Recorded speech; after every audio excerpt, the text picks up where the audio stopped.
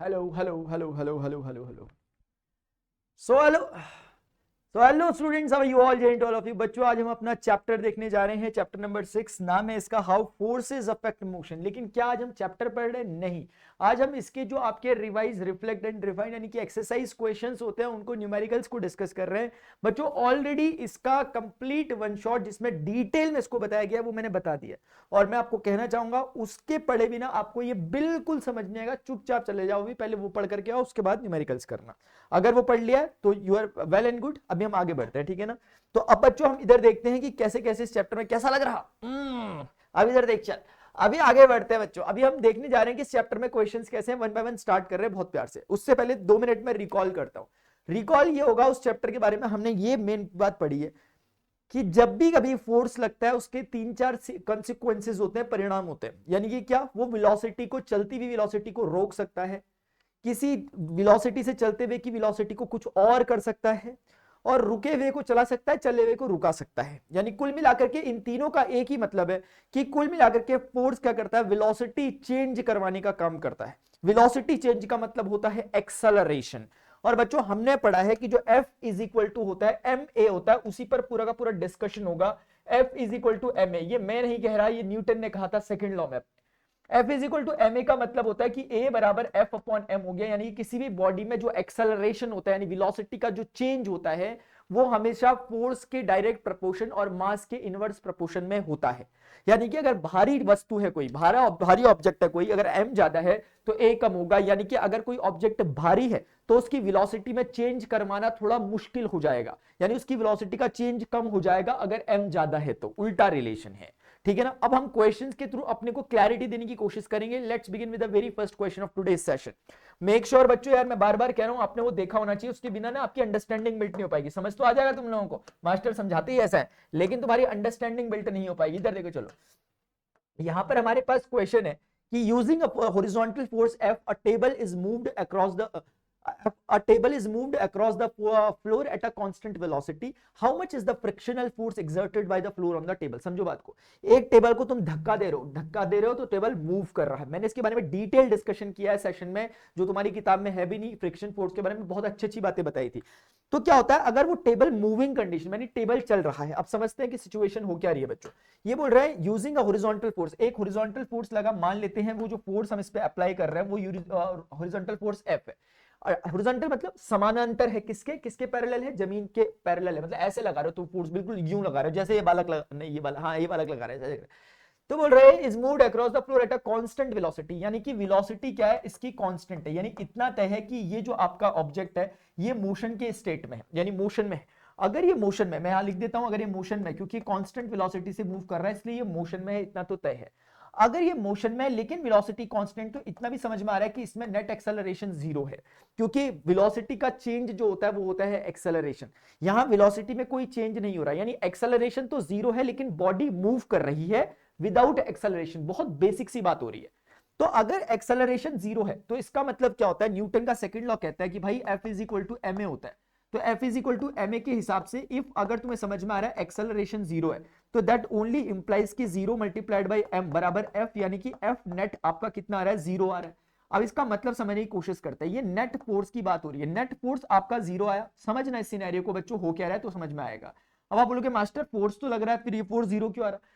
अब बच्चों ये कॉमन सेंस है कि इस फोर्स को काउंटर कोई कर दे रहा होगा, क्योंकि इफेक्टिव फोर्स इसको नहीं मिल पा रहा। जैसे अगर मैं इस पे 10 न्यूटन का फोर्स लगा रहा था लेकिन ये एक्सेलरेटेड नहीं है, इसकी वेलोसिटी चेंज नहीं हो रही, तो आप खुद सोचो कि 10 न्यूटन का जो मैं फोर्स लगा रहा हूं, फोर्स का कंसीक्वेंस होता है कि वो वेलोसिटी चेंज करवाता है, लेकिन वेलोसिटी चेंज नहीं हो रही है। तो इसका मतलब कोई एक दूसरा फोर्स है जो मेरे फोर्स को काउंटर करके उसको 0 कर दे रहा है। और दुनिया जानती है, इतिहास भूगोल सब इस बात के गवाह हैं बच्चों, कि इसने फ्रिक्शनल फोर्स का जिक्र भी कर दिया। और आप समझ भी रहे हो कि इसका मतलब इस पर फ्रिक्शनल फोर्स क्या लग रहा होगा, opposite to the direction of the horizontal force. इसको यहां ना लगा के यहां पर ऐसे कर देता हूं तो समझने में आसान रहेगा, बात एक ही है। तो ये एक्सटर्नल फोर्स वहां को जो लगा रहा था मैं, उसके ऑपोजिशन में मुझे यहां पर एक फ्रिक्शनल फोर्स बच्चों देखने को मिल रहा है। फ्रिक्शनल फोर्स क्या होता है, सरफेस के अलोंग लगता है, हमेशा opposite to the direction of the external force. अब समझ में आया दादा, जितना आपका एक्सटर्नल फोर्स होगा उतना ही आपका फ्रिक्शनल फोर्स होगा। फ्रिक्शनल को स्मॉल एफ से बना रहा हूं, उसको कैपिटल एफ से, बस ये दोनों में ये होंगे। अगर आप इन दोनों को दूसरे शब्दों में समझाना चाहते हो तो ये दोनों को ऐसे लिखा जाता है मैथ्स की भाषा में। मैथ्स की भाषा में इन दोनों को, ये स्मॉल एफ है, वेक्टर यानी डायरेक्शन होता है, क्योंकि अगर डायरेक्शन की भाषा में दिखाना है तो नेगेटिव का सिंबल लगता है। नेगेटिव का सिंबल बच्चों ये बता रहा है कि दोनों फोर्सेस यद्यपि एक मैग्नीट्यूड के हैं लेकिन उनके डायरेक्शन कैसे हैं यार, उनके दोनों के डायरेक्शंस ऑपोजिट डायरेक्शन है, इसीलिए वो नेगेटिव का सिंबल यहां पर बच्चों लगा है। तो ये नेगेटिव, तो यहां समझो, यहां दोनों इक्वल दिखा रहा हूं, मैग्नीट्यूड को रिप्रेजेंट कर रहा है, ये मैग्नीट्यूड अलोंग विद डायरेक्शन को रिप्रेजेंट कर रहा है, तो नेगेटिव बता रहा है कि डायरेक्शन ऑपोजिट है। इसी कारण बच्चों ऐसा हो पा रहा है कि जो हमें नेट इफेक्टिव फोर्स मिल रहा है, जो हमें नेट इफेक्टिव फोर्स मिल रहा है वो कितना है, 0। इसका सिंपल सा मतलब हो गया, अगर 10 न्यूटन से आगे को धक्का मारा था तो 10 न्यूटन से पीछे को भी फ्रिक्शनल फोर्स लग रहा है, तो नेट फोर्स 0 आ रहा है। और नेट फोर्स 0 आने के कारण हमारे न्यूटन दादा पहले नियम में कह के जा चुके हैं कि कोई भी बॉडी पे अगर नेट फोर्स 0 लग रहा है तो वो जिस स्टेट में है वो उसी स्टेट में रहेगी। ऐसा क्वेश्चन एग्जांपल में भी कराया था मैंने, याद होगा अगर तुम्हें कॉन्सेप्ट पढ़ा था तो, जो हमारा वन शॉट वीडियो था। इसीलिए अगर नेट फोर्स 0 है इसका मतलब ये अपने सेम स्टेट में रहेगी। अगर आपसे कोई पूछेगा कि ऑब्जेक्ट पे क्या होगा तो ये अपने सेम स्टेट में रहेगी, और इसका सेम स्टेट कौन है अभी, मोशन, क्योंकि ये मोशन में ऑलरेडी है, तो ये कंटिन्यूअसली मोशन में रहेगी, जबकि इस पे नेट फोर्स 0 है। तो इसीलिए कहते हैं कि फोर्स अगर 0 हो भी जाए उसके बावजूद भी बॉडी मूव कर सकती है। ये वैसा एग्जांपल है, नेट फोर्स 0 है बट स्टिल बॉडी मूव करी। बच्चों बहुत ध्यान से पढ़ो, मैं इसलिए कह रहा हूं ऐसा, क्योंकि आगे जाके ना, जब आप अभी वैसे 10th में भी बेसिक पढ़ते हो, लेकिन 12th में आके आप इलेक्ट्रिक पोटेंशियल पढ़ते हो, उसकी डेफिनेशन में इतना बड़ा रोल होता है ना इसका, मतलब बच्चे याद भी कर लेते हैं लेकिन वो फील जो होता है ना वो नहीं आ पाता उन्हें, उसी के कारण नहीं आ पाता क्योंकि अंडरस्टैंडिंग नहीं होती है कि यार नेट फोर्स 0 होने के बावजूद ऑब्जेक्ट मूव कैसे कर रहा है विदाउट एक्सेलरेशन।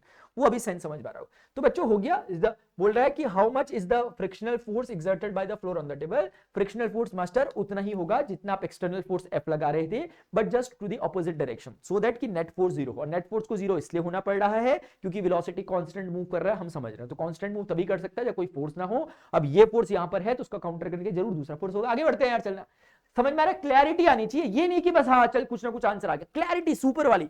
चलो आगे बढ़ते हैं, इसलिए सफिशिएंट टाइम दूंगा, मुझे जितना बोलना आता है मैं उतना बोलूंगा, मैं कंजूसी नहीं करूंगा बोलने में, ठीक है ना, भले ही टाइम लग जाए 2 घंटे 5 घंटे 10 घंटे कितने लग जाए। इधर देखो, चलो, for a ball moving on a smooth frictionless surface, इस बार का क्या है, स्मूथ फ्रिक्शनलेस, यानी कोई फ्रिक्शन नहीं है, फ्रिक्शनल फोर्स हमें कोई अपोज नहीं करेगा। फॉर अ बॉल, ये एक आइडियल केस होता है, ठीक है ना। तो for a ball moving on a smooth frictionless surface, choose the appropriate option that will make the following statement physically correct. बोल रहे हैं if no net force is applied on the ball, the velocity of the ball will remain the same, increase or decrease, what will be the correct answer, ये बोल रहा है। अब आप ये समझिए बच्चों, ये एक बॉल है आपकी, ये बॉल मूव कर रही है on a smooth frictionless surface, ठीक है ना, ये किसी स्मूथ फ्रिक्शनलेस सरफेस पे मूव कर रही है, मान लेते हैं किसी वेलोसिटी से मूव कर रही है 5 मीटर पर सेकंड से। अब इसमें जो कि हमें क्वेश्चन दे रखा है, इसमें हमें ऐसा कुछ भी जिक्र नहीं कर रखा कि ये किसी फोर्स के इन्फ्लुएंस में। हाँ यकीनन जब इसको यकीनन बच्चों जब ये बॉल को चलाने की कोशिश की गई हो, पहले को तो रेस्ट में होगी, तो रेस्ट से इसको चलाने के लिए कुछ तो एक धक्का कुछ तो दिया गया होगा, तो स्टार्ट करने के लिए इसको जरूर एक पुश दिया गया होगा, और उसके बाद फिर हमने छोड़ दिया, ऐसे हाथ ऐसे पीछे कर दिए।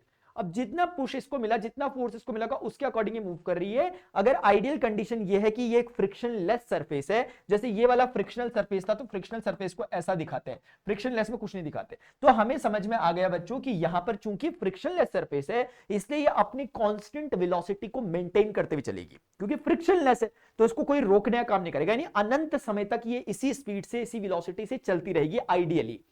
अब ये कह रहे हैं कि भाई for a ball choose the appropriate option, if no net force is applied on the ball, the velocity of the ball. अब सोचो इस पे कोई नेट फोर्स नहीं लग रहा, मतलब आपने एक बार करके छोड़ दिया, अब ये तब तक नहीं रुकेगी जब तक कोई इसे फोर्स रोके ना, कोई इसे रोके ना तब तक ये रुकेगी नहीं, क्योंकि न्यूटन का फर्स्ट लॉ यही कहता है, जब तक कोई एक्सटर्नल नेट फोर्स काम नहीं कर रहा तब तक बॉडी अपने स्टेट में रहेगी। अभी ये मोशन के स्टेट में है, तो डेफिनेटली जब तक इस पे कोई भी फोर्स नहीं लगेगा ये तब तक रुकेगी नहीं, will remain at the same. If no net force is applied on the ball, the velocity of the ball will remain the same, उसकी वेलोसिटी सेम रहेगी, बिल्कुल सही बात है।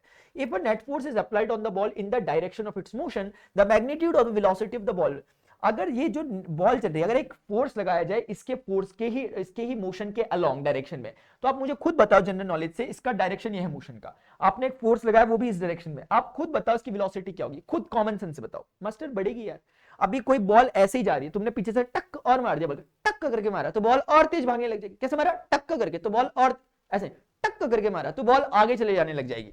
तो इसका मतलब if a net force is applied on the ball in the direction of its motion, उसी मोशन के डायरेक्शन में, तो magnitude of velocity of the ball will remain increasing, decrease नहीं, सेम नहीं, रिमेन बढ़ जाएगी, कुछ बढ़ जाएगी। यानी कि आप मेरी बात समझ रहे हो? क्या मुझे बना बना करके दिखाना चाहिए तुम लोगों को? क्या मुझे बना बना करके दिखाना चाहिए मास्टर? इधर देखो, चलो ये वाला पहला केस था, ये वाला आपको पहला केस समझ में आ रहा होगा। इसका हमारा दूसरा केस क्या बना? ये वाला फर्स्ट केस था बच्चों, और ये सेकंड वाला केस मैं यहां पर लिख रहा हूं। इस वाले केस में आपने एक क्या किया, आपने एक फोर्स लगाया इसमें उसी डायरेक्शन में, तो आपकी वेलोसिटी क्या हो जाएगी? कुछ इंक्रीज हो जाएगी। और वेलोसिटी को मैं 5 की जगह कुछ और लिख देता हूं, जरूरी नहीं है जो मैं लिख रहा हूं वही हो, बट हाँ कुछ बढ़ जाएगी, ये समझाने के लिए मैंने सिर्फ 7 लिख दिया क्योंकि सेम। अभी देखो, if net force is applied, ये एक तरह से नेट फोर्स, अच्छा नेट फोर्स इसलिए कह रहे हैं क्योंकि हो सकता है कुछ यहां से लग रहा हो, कुछ यहां से लग रहा है, लेकिन इफेक्टिव वहां को लग रहा है।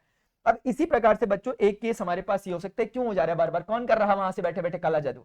इधर देखो, चलो एक ये वाला केस है, इसी को मैं बच्चों अगर यहां पे करता हूं, एक तीसरा केस अगर मैं बनाने की कोशिश करता हूं, तो इस केस में क्या होगा? ये इस बार क्या कह रहे हैं? बोल रहे हैं if a net force is applied on the ball in direction opposite to the direction of its motion, यानी कि जिस मोशन में जा रहा है उसके ऑपोजिट डायरेक्शन में अगर इस पे एक फोर्स लगा दिया जाए, यानी फोर्स इज समवेयर हियर, तो इस बार का नेट फोर्स इस डायरेक्शन में लग रहा है बच्चों। तब वो कह रहा है कि अब बताइए कि क्या होगा। आप खुद सोचो, अगर बॉडी उधर को, बॉल मेरी मूव कर रही थी, मैं इस बार टक नहीं कर रहा, मैं इस बार ऐसे फुचक फुचक करके खींच रहा हूं उसे, तो मैं अपनी तरफ खींच रहा हूं, तो क्या होगा? बॉल की स्पीड रुक जाएगी। ये वैसा ही है जैसे कोई भाग रहा है, ऐसे ऐसे करके भाग रहा है, जैसे तुमने देखा होगा टॉम एंड जेरी में, टॉम ऐसे ऐसे भागता था तो पीछे से बुलडॉग उसे पकड़ लेता था, टॉम ऐसे ऐसे भागते भागते भागते, याद ही नहीं आ रहा होगा इसका, टॉम एंड जेरी नहीं देखा उसने, इधर देख चल।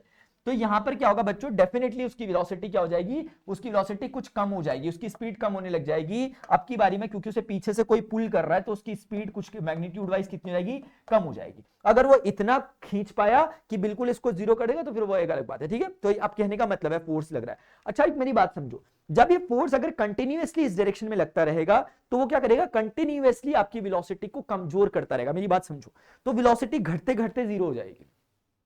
ये रियल प्रैक्टिकल सिचुएशन है, ये प्रैक्टिकल सिचुएशन है रियल लाइफ वाली। आप एक बॉल को ऐसे छोड़ते हो तो चलती रहती है, चलती रहती है, चलती रहती है। तो आपने उसको मान लेते हैं 15 मीटर पर सेकंड से भेजा था, वो चलती रहती है, लेकिन धीरे धीरे धीरे धीरे 8 10 7 6 5 4 ऐसे करते करते अपनी स्पीड कम करती हुई फाइनली रेस्ट में आ जाती है। क्यों? क्योंकि कंटिन्यूअसली फोर्स नीचे को लग रहा होता है, उसका नाम फ्रिक्शनल फोर्स होता है।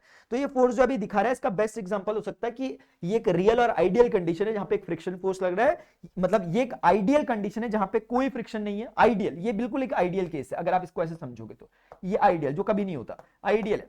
ये वाला केस वैसा वाला है जैसे आपने पीछे से इसको पुश कर दिया, ये पुश वाला केस है एक तरह से, अगर आप समझो कि ये पुश वाला केस है। इसको आप चाहो तो पुल वाला केस कह सकते हो, या फिर ये थोड़ा सा रियल वाला केस है, अगर आप चाहो तो उसको रियल वाला केस भी कह सकते हो। रियल इस सेंस में क्योंकि उस समय फिर ये पुल ना होकर के फ्रिक्शनल फोर्स है जो नेचुरली लगता है नीचे से। तो आई होप यार आपको समझ में आ गया, बेसिक समझ में आ गया। Two blocks P and Q on a smooth horizontal surface. जब वो स्मूथ कहता है, स्मूथ मसल्स किया जा रही है, मुझे cardiac muscle, smooth muscle, tissue पढ़ ही नहीं रहा वो, देखो जरा अभी तो देखो जरा। Two blocks P and Q on a smooth horizontal surface as shown in figure A and B, two forces of magnitudes 4 and 5 newtons are acting in opposite directions on block P।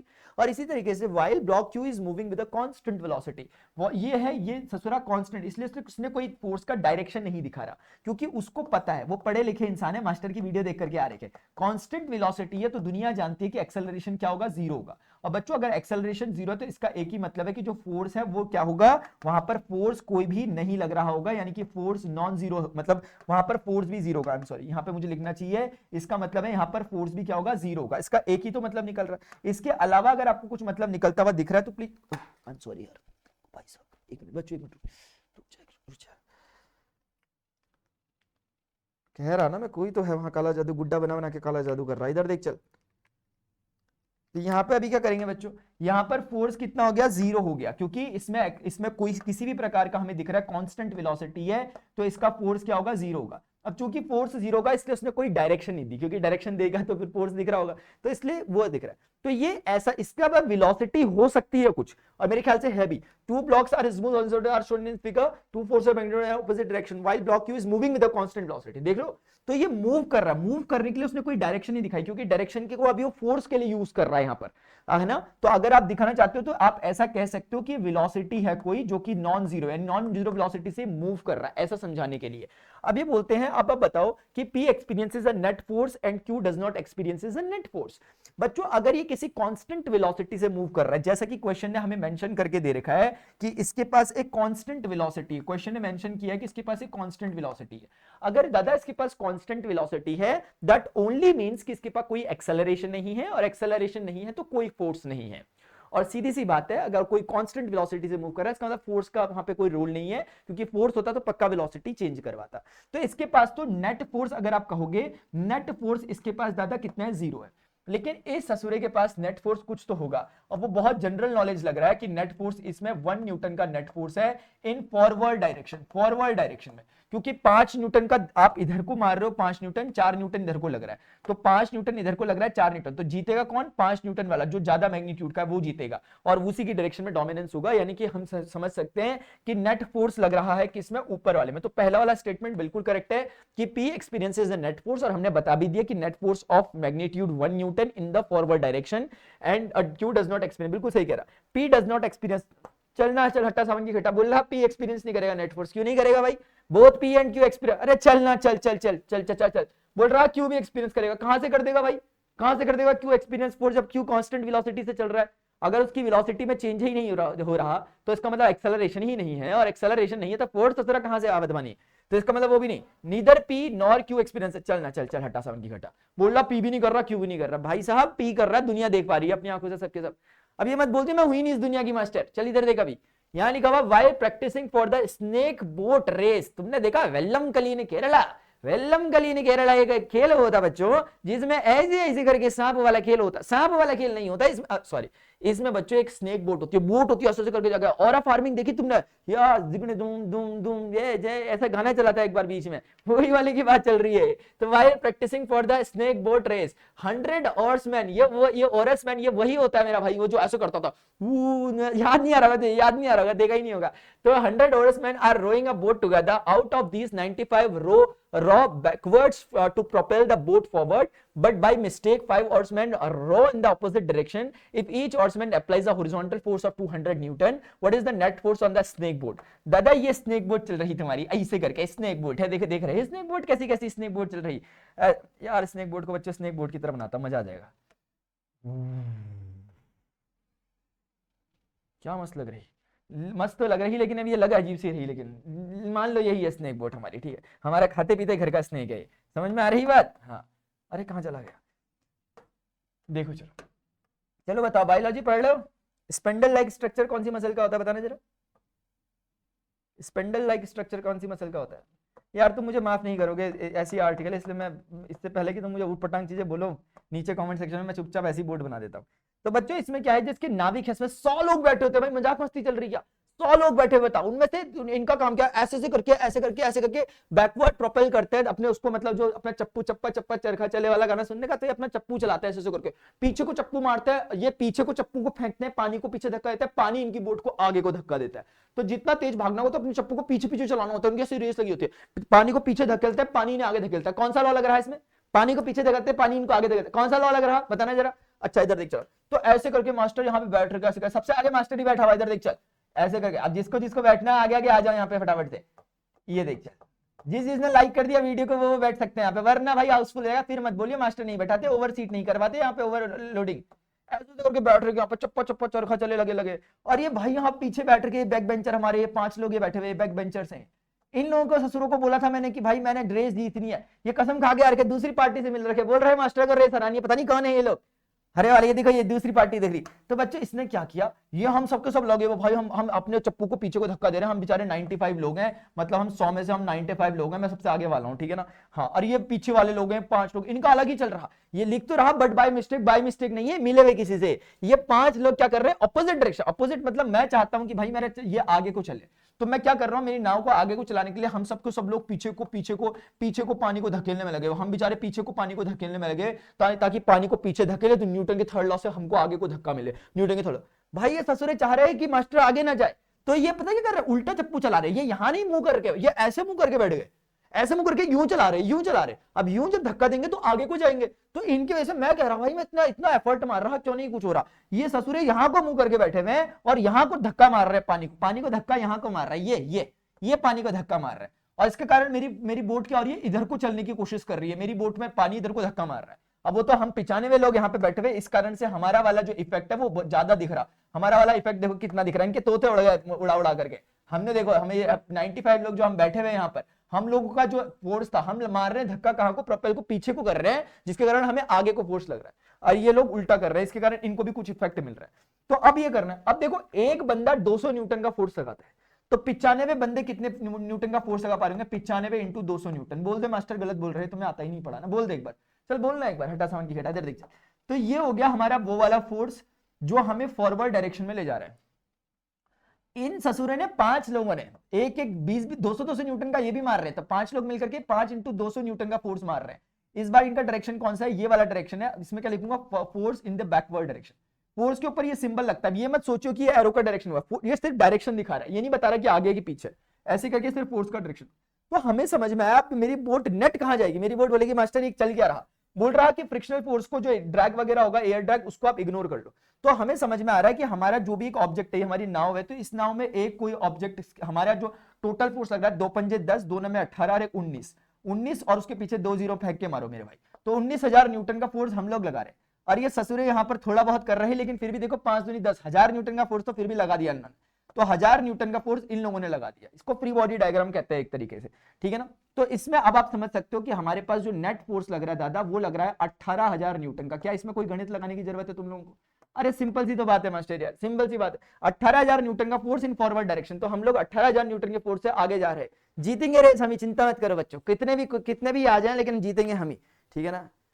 ये जयचंद के दुष्ट द्रोह का फल है, जो अब तक अंधेरा उजाला आना आया, ठीक है। इधर देख चल, अभी समझ में आ गई बात? तो बस इतना ही होता है। और इसको कैलकुलेट करने का ना, देखो मैथमेटिकली अगर तुम कैलकुलेट करना चाहते हो तो तुम्हारे पे एक तरीका, तुम ऐसे कर सकते हो, देखो देखो, छोटा भीम छोटा भीम छोटा भीम, दुश्मन बच के न जाए भीम।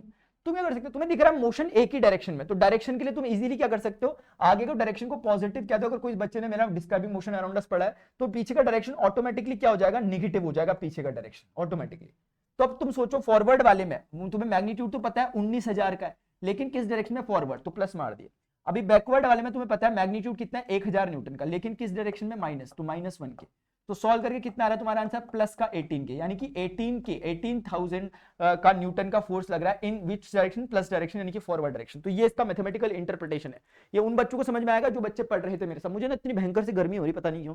एक मिनट रुक जाए यार, ये चलता क्या है, क्या कर रहा है अट्टा सावन की घटा? एक मिनट बच्चों रुक जाओ भाई, चल क्या रहा बच्चों? मैंने तुम्हें लास्ट टाइम बताया था कि इसमें कूल बंदी हो गया। सॉरी दादा, बच्चों प्लीज रुक जाना यार जरा, मेरे तोते उड़ गए। पता है अजीब प्रकार की गर्मी हो रही, तो एक तो होती है गर्मी, चल गर्मी होती है, सबको होती है भाई, अजीब प्रकार की है।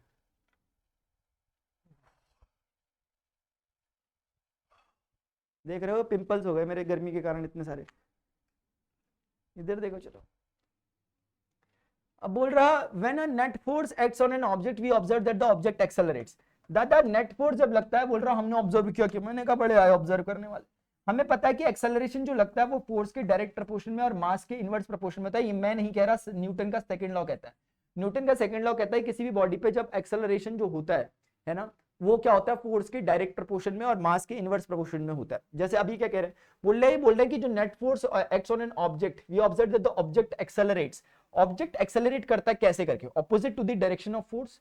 नहीं दादा, एक्सेलरेशन और फोर्स एक दूसरे के डायरेक्शन में होते हैं, यानी कि एक्सेलरेशन और फोर्स एक दूसरे के क्या होते हैं? डायरेक्शन में होते हैं। With acceleration proportional to the force acting on the object. X क्या बोल रहा है? ऑपोजिट। ऑपोजिट वाली बात गलत है, वो वाली बात सही है, acceleration proportional to the force, ये बात सही थी बट वो गलत है।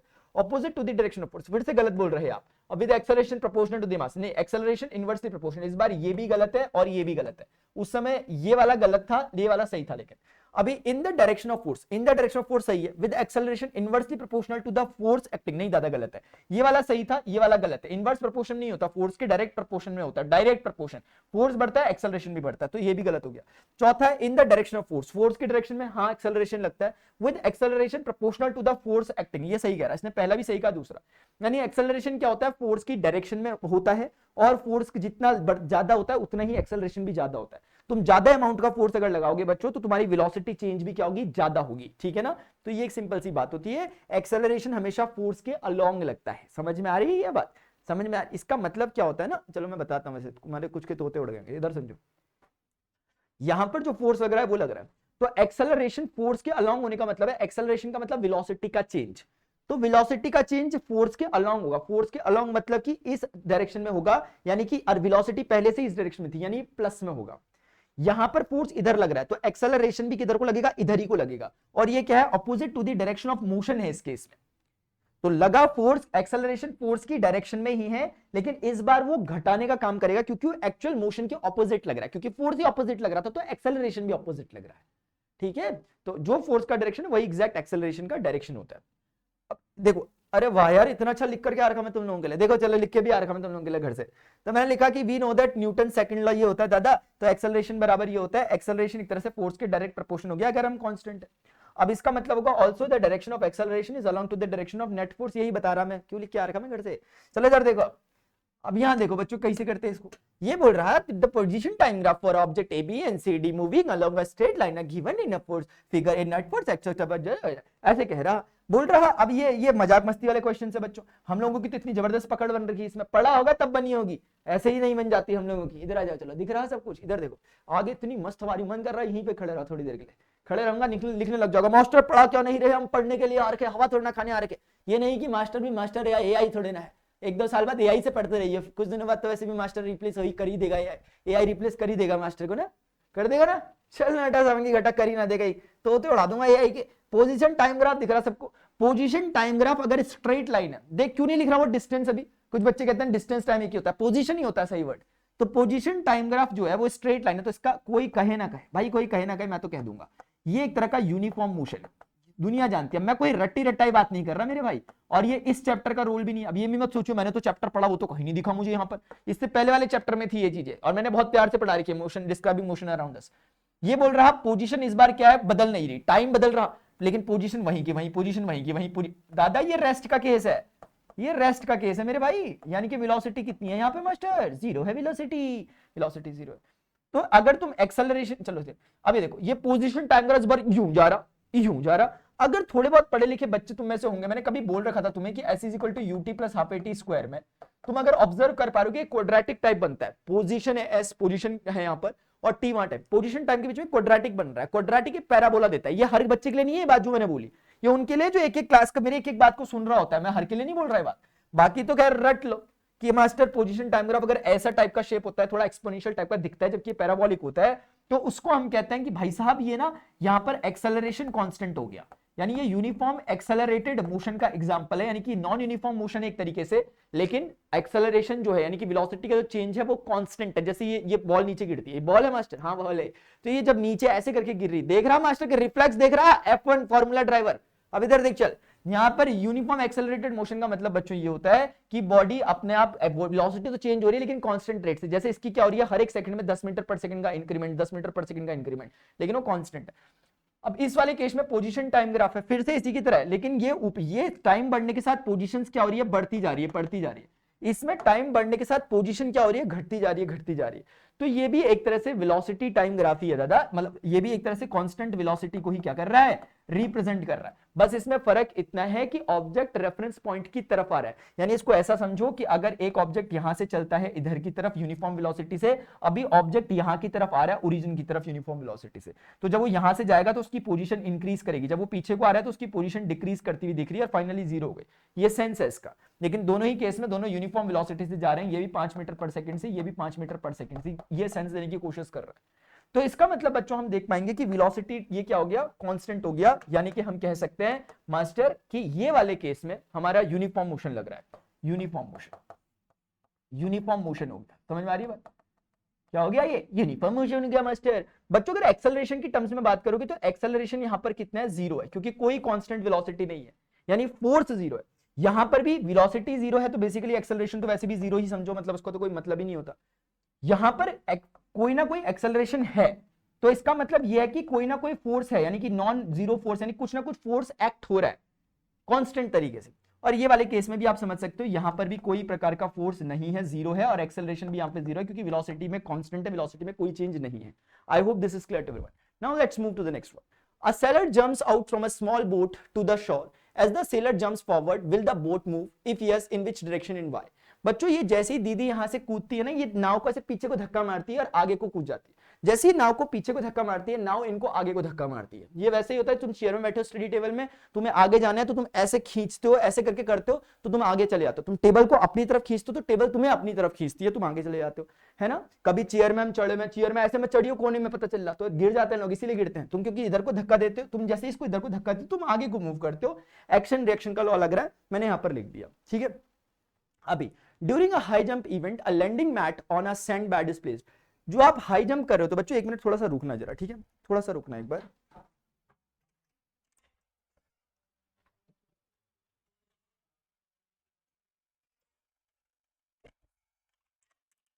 मुझे ही गलतफहमी हो गई लग रहा, इधर देखो, चलो लिखा हो बच्चों ड्यूरिंग अ हाई जंप। जैसे हाई जंप खेलते हो तुम, देखो ऐसे करके हाई जंप पकड़ते हैं लोग, तो नीचे पे ना एक मैट रखा रहता है, गद्देदार चीज रखी रहती है, या फिर कभी ज्यादा खर्चा नहीं है इनके पास, बजट ज्यादा नहीं है, तो नीचे रेत रूत बिछा करके रखते हैं। तो ये ऐसा क्यों करते हैं? तो ये देखो, और तुम इसका एक दूसरा एग्जांपल भी है, मैं पहले बताता हूँ। असल में ना बच्चों इसको समझो क्या होता है। आपको अगर मैं यहां से समझाऊं तो देखो, हम जानते हैं न्यूटन का सेकंड लॉ क्या होता है, F = mn। ए मतलब जितना ज्यादा एक्सेलरेशन चेंज होगा उतना ज्यादा फोर्स लगेगा, ये इसका मोटा मोटा मतलब है। जितने ज्यादा वेलोसिटी में चेंज हो, अगर तुम देखो एक्सेलरेशन, यानी कि अगर m कांस्टेंट है, मतलब मास कांस्टेंट हो, बदल नहीं रहा, तो हम देखेंगे फोर्स और एक्सेलरेशन डायरेक्ट प्रोपोर्शन। यानी जितना ज्यादा एक्सेलरेशन उतना ज्यादा फोर्स, और एक्सेलरेशन का मतलब क्या, वेलोसिटी का चेंज। जितनी ज्यादा वेलोसिटी चेंज हो रही है उतना फोर्स लगा था, या जितना ज्यादा फोर्स है उतना ज्यादा वेलोसिटी चेंज होगा, है ना। और वेलोसिटी का change with respect to time, जैसे जैसे इसको ये समझ में आ गया। तो ये कहना चाह रहे हैं यहां से कि अगर ये कहना चाह रहा है डेल्टा टी और एफ में उल्टा रिलेशन है, यानी अगर समय ज्यादा लगेगा तो फोर्स कम लगेगा। मैं इसको ज्यादा क्यों नहीं एक्सप्लेन कर रहा पता है, क्योंकि मैं एग्जांपल देने वाला हूं, तो तुम्हें समझ में आ जाएगा, इसलिए मैं रुक रहा हूं बार बार। सुनो मेरी बात, क्रिकेटर का देखा कैच करते समय कैसे करते हैं, बॉल आती है ये करते हैं, एमएसडी को देखा कितने कीपर, ये बॉल आती है, कीपर को सिखाया जाता है भाई, बॉल आएगी ये नहीं कि खड़ा और ये करके, बॉल जैसे आती है हाथ को पीछे खींच लेता है, देखा देखा तुमने ऐसे करके एमएसडी को, ये बॉल आई ऐसे करके, और कई बार ऐसे करते हैं, ऐसे यहीं से स्लिप में दे देते हैं कैच, ये स्टाइल होता है कीपर का, ठीक है। तो क्या होता है, वो यूं क्या कर रहे हैं, वो बॉल का जो कांटेक्ट, टाइम ऑफ कांटेक्ट उसको बढ़ा रहे हैं, वो टाइम ऑफ कांटेक्ट को इंक्रीज कर रहे हैं, सो दैट कि उसका जो फोर्स लगे वो कम लगे। कोई भी क्रिकेटर जब कैच करता है वो क्या करता है, टाइम ड्यूरेशन को इंक्रीज कर देता है, सो दैट कि वो जो आपका फोर्स है उसका अमाउंट, मैग्नीट्यूड कम हो जाए, उनको हाथ में गन दर्द हो। मेरी बात समझ रहे हो? तुमने कभी देखा होगा किसी को, कोई ऊपर से जो स्टंट मास्टर्स होते हैं, स्टंट करते हैं, ऊपर बिल्डिंग से कूदना, नीचे वो बिल्डिंग से कूदते हैं, तुमने देखा होगा कूदते ही रोल हो जाते हैं। कभी देखा, जैसे कभी कूदते, कभी ऐसी नौबत आएगी तुम्हें थोड़ा बहुत कूदना पड़ेगा, तो ध्यान रखियो, कभी कूद के धम करके मत कूद जाइयो। जैसे ही कूदेगा वहां पे, कूदते ही अपने पैर घुमा दियो, अपने आप को रोल कर दियो, अपने आप को देखना कभी भी कोई, वो क्या कर रहे हैं, रोल करके क्या कर रहे हैं, वो टाइम ड्यूरेशन को इंक्रीज कर दे रहे हैं, so that time duration increase होगी तो फोर्स कम हो जाएगा, टाइम बढ़ जाएगा तो फोर्स कम हो जाएगा। यहां भी वही हो रहा है। यहां भी अगर ये फ्लैट सरफेस होता कंक्रीट टाइप का, ये गिरते नीचे तो खट्टे से धप इंपल्स होता, वो टाइम नहीं मिल पाता फोर्स को। यहां क्या हो रहा है, वेलोसिटी कम करने के लिए, वेलोसिटी होनी जीरो ही है, समझना मेरी बात को। इसने वेलोसिटी किसी सर्टेन वेलोसिटी से आ रहा है, जब ये फाइनली नीचे गिरेगा तो वेलोसिटी जीरो ही करनी है, लेकिन 5 मीटर पर सेकंड की वेलोसिटी को, फॉर एग्जांपल आपने 0 मीटर पर सेकंड करना है, अगर सीधे कंक्रीट के ऊपर कूदेंगे तो ये 1 सेकंड के अंतराल में सारी घटनाएं घटित हो जाएगी। एक्सेलरेशन कितना निकलेगा, एक्सेलरेशन निकलेगा 0 - 5 divided by 1, final velocity minus initial velocity बटे टाइम टेकन। अगर इन्होंने यहां पर कुछ लगा रखा था गद्दे वद्दे, तो होगा अभी भी यही, लेकिन इस बार का एक्सेलरेशन क्या होगा, 0 - 5, लेकिन वो हो जाएगा कुछ 4 सेकंड या 5 सेकंड में। तो इस बारी में जो इनका रिजल्ट आएगा वो आएगा 1 मीटर पर सेकंड स्क्वायर का। अगर मैं कहता हूं 5 सेकंड लग रहा है, ऐसे एक हाइपोथेटिकल केस ले रहे हैं, 5 सेकंड लग रहे हैं, या एक बारी के लिए कह लो कि अगर इसे 5 सेकंड नहीं भी कहते तो बोल दो कि मान लेते 1 सेकंड की जगह अगर 2 सेकंड भी उन्होंने टाइम ले लिया, गद्दे की वजह से अब 2 सेकंड में वेलोसिटी जीरो हो रही है क्योंकि नीचे टाइम लग रहा है, तो ये कितना देगा, 2.5 मीटर पर सेकंड स्क्वायर। तो देखो यहां पर 5 मीटर पर सेकंड स्क्वायर का एक्सेलरेशन था, यहां पर 2.5 मीटर पर सेकंड स्क्वायर का एक्सेलरेशन हो गया, तो हुआ वही काम है, वेलोसिटी में चेंज उतना ही होना है, क्योंकि कुछ सर्टेन वेलोसिटी से जीरो ही करना है तुम्हें दोनों केस में, लेकिन टाइम को तुम जैसे जैसे बढ़ा दोगे, टाइम को तुम जैसे जैसे बढ़ा दोगे वो एक्सेलरेशन कमजोर हो जाएगा, और एक्सेलरेशन कमजोर होगा तो तुम्हारा फोर्स भी ऑटोमेटिकली कमजोर होगा। तो यही फंक्शन है कि हम हर जगह क्या करते हैं, ऐसे गद्दे बद्दे वाली चीजें लगा करके उस इंपल्स को कम करते हैं। हम बेसिकली क्या करते हैं, टाइम ड्यूरेशन बढ़ा देते हैं जिससे एक्सेलरेशन कम होता है, और बहुत प्रैक्टिकली समझ में आ रहा है कम होने का मतलब क्या है सिर्फ, और ठीक है सब। A hand cart loaded with इधर देखो, a hand cart loaded with the vegetables collide with an identical but empty hand cart। एक हैंड कार्ट थी, एक थैली थी ऐसे करके, इसमें कद्दू ले लो, आलू ले लो, प्याज ले लो, टमाटर ले लो, ऐसे वाले लो, ऐसे करके मम्मी तो नहीं आ गई लेने के लिए, भागते भागते अरे अरे सब्जी वाले आ गए। अब इधर देखो, चलो यहाँ पर एक एम्प्टी कार्ट है, यहाँ पर कौन है मास्टर, एक एम्प्टी कार्ट। ये जा रही जा रही जा रही जा रही और इससे जाकर के ढूम टकरा गई। अब मैं टकराते हुए नहीं दिखा सकता बच्चों, मुझे अच्छा नहीं लगता ऐसे टकराते हुए दिखाना, वरना मेरी आर्ट पे शक मत करियो, मैं दिखा तो दूंगा लेकिन दिखाना अच्छा नहीं लगता। तो टकरा जाएगा, जैसे टकरा जाएगा अल्लाह से क्या होगा, बोला the loaded card exerts a force of larger magnitude on the empty card. The empty card exerts a force of a larger magnitude on the loaded card. Neither card exert a force on the other. The loaded card and the empty card both exert an equal magnitude of force on each other. ये सही है।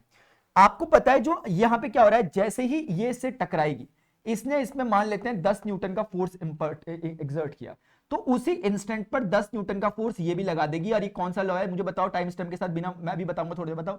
हाँ सही बताया ना, pause करके बता दिया, कौन सा लॉ है, थर्ड लॉ। वेरी गुड, अगर तुमने सही बताया था, ये थर्ड लॉ है। क्योंकि आप किसी बॉडी पे अगर कोई फोर्स लगाते हो, वो बॉडी भी दूसरी बॉडी पे उतना ही फोर्स लगाती है बट ऑपोजिट डायरेक्शन में। लेकिन हमें किसी को लगा कि इसने ज्यादा लगा, इसने ज्यादा लगा, वो बात अलग है कि उस पे अफेक्ट किसके ज्यादा देखने को मिलने, वो बात अलग होती है। क्योंकि लगा 10 न्यूटन का इस पे भी है इस पे भी है, तो 10 न्यूटन का जो इस पे लगा तो ये हिल ही नहीं, क्योंकि इसका इनर्शिया ज्यादा है, ये अपनी जगह पे बैठे। लेकिन ये बेचारी खाली है तो 10 न्यूटन से खिसक गई। लगे दोनों में इक्वल मैग्नीट्यूड के फोर्सेस हैं, बट लगे इक्वल है, लेकिन एक्सपीरियंस करने वालों की अपनी अपनी कैपेसिटी है, अपना अपना इनर्शिया है, जिसके कारण वो उस फोर्स को रेजिस्ट कर पा रहे हैं या नहीं कर पा रहे। इनर्शिया क्या, जिसका जितना ज्यादा मास है उसका इतना इनर्शिया है। और इनर्शिया का मतलब क्या, वो अपने स्टेट को के मूवमेंट को वो करती है, अपोज करती है जो उसमें चेंजेस होने वाले हैं। तो 10 न्यूटन का इस पे लगा, ये बेचारी खिसक गई, इस पे भी 10 न्यूटन का लगा, ये खिसक नहीं पाई, लगा इस पे भी 10 न्यूटन है। तो इसका मतलब the loaded cart and the empty cart both exert an equal magnitude of force on each other, दोनों एग्जैक्टली इक्वल लगा रहे हैं, कोई ज्यादा कोई कम नहीं लगा रहा। लेकिन इफेक्ट हमें अलग अलग देखने को मिल सकते हैं कि ये वाली ज्यादा दूर कहीं चले गई, ये बेचारी यहीं कहीं खड़ी रही, तो हमें क्या लगेगा, इसने ज्यादा लगाया उसने बेचारी ने कम। ऐसा कुछ भी नहीं है, तो उड़ा दूंगा ऐसा सोचोगे तो। समझ में आ गई बात। The acceleration mass graph for the acceleration produces bye a force of an object different masses, ये इंपॉर्टेंट क्वेश्चन है बच्चों, अच्छा क्वेश्चन है। is plotted in figure.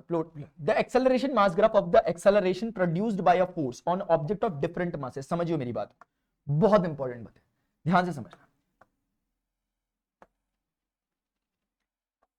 मैं कभी भूलूंगा ना तुझे, चाहे तू मुझको देना भुला, आदतों जैसी है तू मेरी, आदत कैसे भूलूं भला, सौदा ये वादों का है, इरादों का है, ले ले तू वादे चाहे तू तो मुकर भी ले। समझ में आता नहीं रहा कुछ। ये 10 न्यूटन का फोर्स लग रहा है सब में 10-10 न्यूटन का, मतलब एक सेम फोर्स तुम लगा रहे हो बट डिफरेंट ऑब्जेक्ट्स में, डिफरेंट मास के ऑब्जेक्ट्स में। तो ये कह रहा है कि जैसे जैसे मैं मास बढ़ा रहा हूं चाचा, मेरा एक्सेलरेशन कम हो रहा है। यानी कि एक्सेलरेशन कम होने का मतलब ये हुआ कि वेलोसिटी चेंज कम हो रहा है। जैसे फॉर एग्जांपल इसको वो एक तरह से आप ऐसा सोचो, ये फोर्स लगने से इसको जो एक्सेलरेशन मिला होगा वो मान लेते हैं एक बारी के लिए 5 मीटर पर सेकंड स्क्वायर का मिला होगा, ऐसे करके एक बारी के लिए। इसके कारण जो इसको एक्सेलरेशन मिला वो 4 मीटर, मैं ये प्रैक्टिकल डेटा नहीं है लेकिन हाँ मतलब कॉन्सेप्चुअली राइट है। और ये ऐसे 3 मीटर पर सेकंड स्क्वायर हो गया, और ये वाला कितना हो गया, 2 मीटर पर सेकंड स्क्वायर हो गया। अब इसका सेंस समझिए, इसका सेंस समझिए क्या हुआ। इसका सेंस ये हुआ, मैं आपको प्रैक्टिकली पूरा समझाने की कोशिश कर रहा हूं। इसका सेंस ये हुआ कि इसकी वेलोसिटी 0 से, ये समझो तुम 5 मीटर पर सेकंड हो गई। इसकी वेलोसिटी 0 से 5 मीटर पर सेकंड, मतलब इसकी वेलोसिटी 0 थी तो अगले एक सेकंड में इसकी वेलोसिटी 5 मीटर पर सेकंड हो गई। ये चेंज हुआ इसमें, ये क्या, अगले एक सेकंड में। ऐसे करके इसकी वेलोसिटी अगर 0 थी तो अगले एक सेकंड में इसकी वेलोसिटी 4 मीटर पर सेकंड हो गई, इसका ये सेंस हुआ। इसकी वेलोसिटी 0 थी तो इसकी वेलोसिटी अगले एक सेकंड में 3 मीटर पर सेकंड, इसका ये सेंस हुआ। इसकी वेलोसिटी 0 थी तो अगले एक सेकंड में इसकी वेलोसिटी 2 मीटर पर सेकंड हो गई, इसका ये सेंस हुआ। तो ये इन 1 सेकंड सब में इन 1 सेकंड ये ड्यूरेशन में घटना घटी है। इसका पूरा सेंस है। सिर्फ मतलब इतना है, हल्के ऑब्जेक्ट में तुमने जैसे धक्का मारा, तुमने फोर्स लगाया, सेम फोर्सेस लगा रहे हो, लेकिन इस हल्के वाले में जब वो फोर्स लगा तो उसकी वेलोसिटी कितनी हो गई, अगले सेकंड में 5 मीटर पर सेकंड। इन 1 सेकंड आई, इन 1 सेकंड। और ये वाला इनिशियली है सबका, समझ में आ रही है।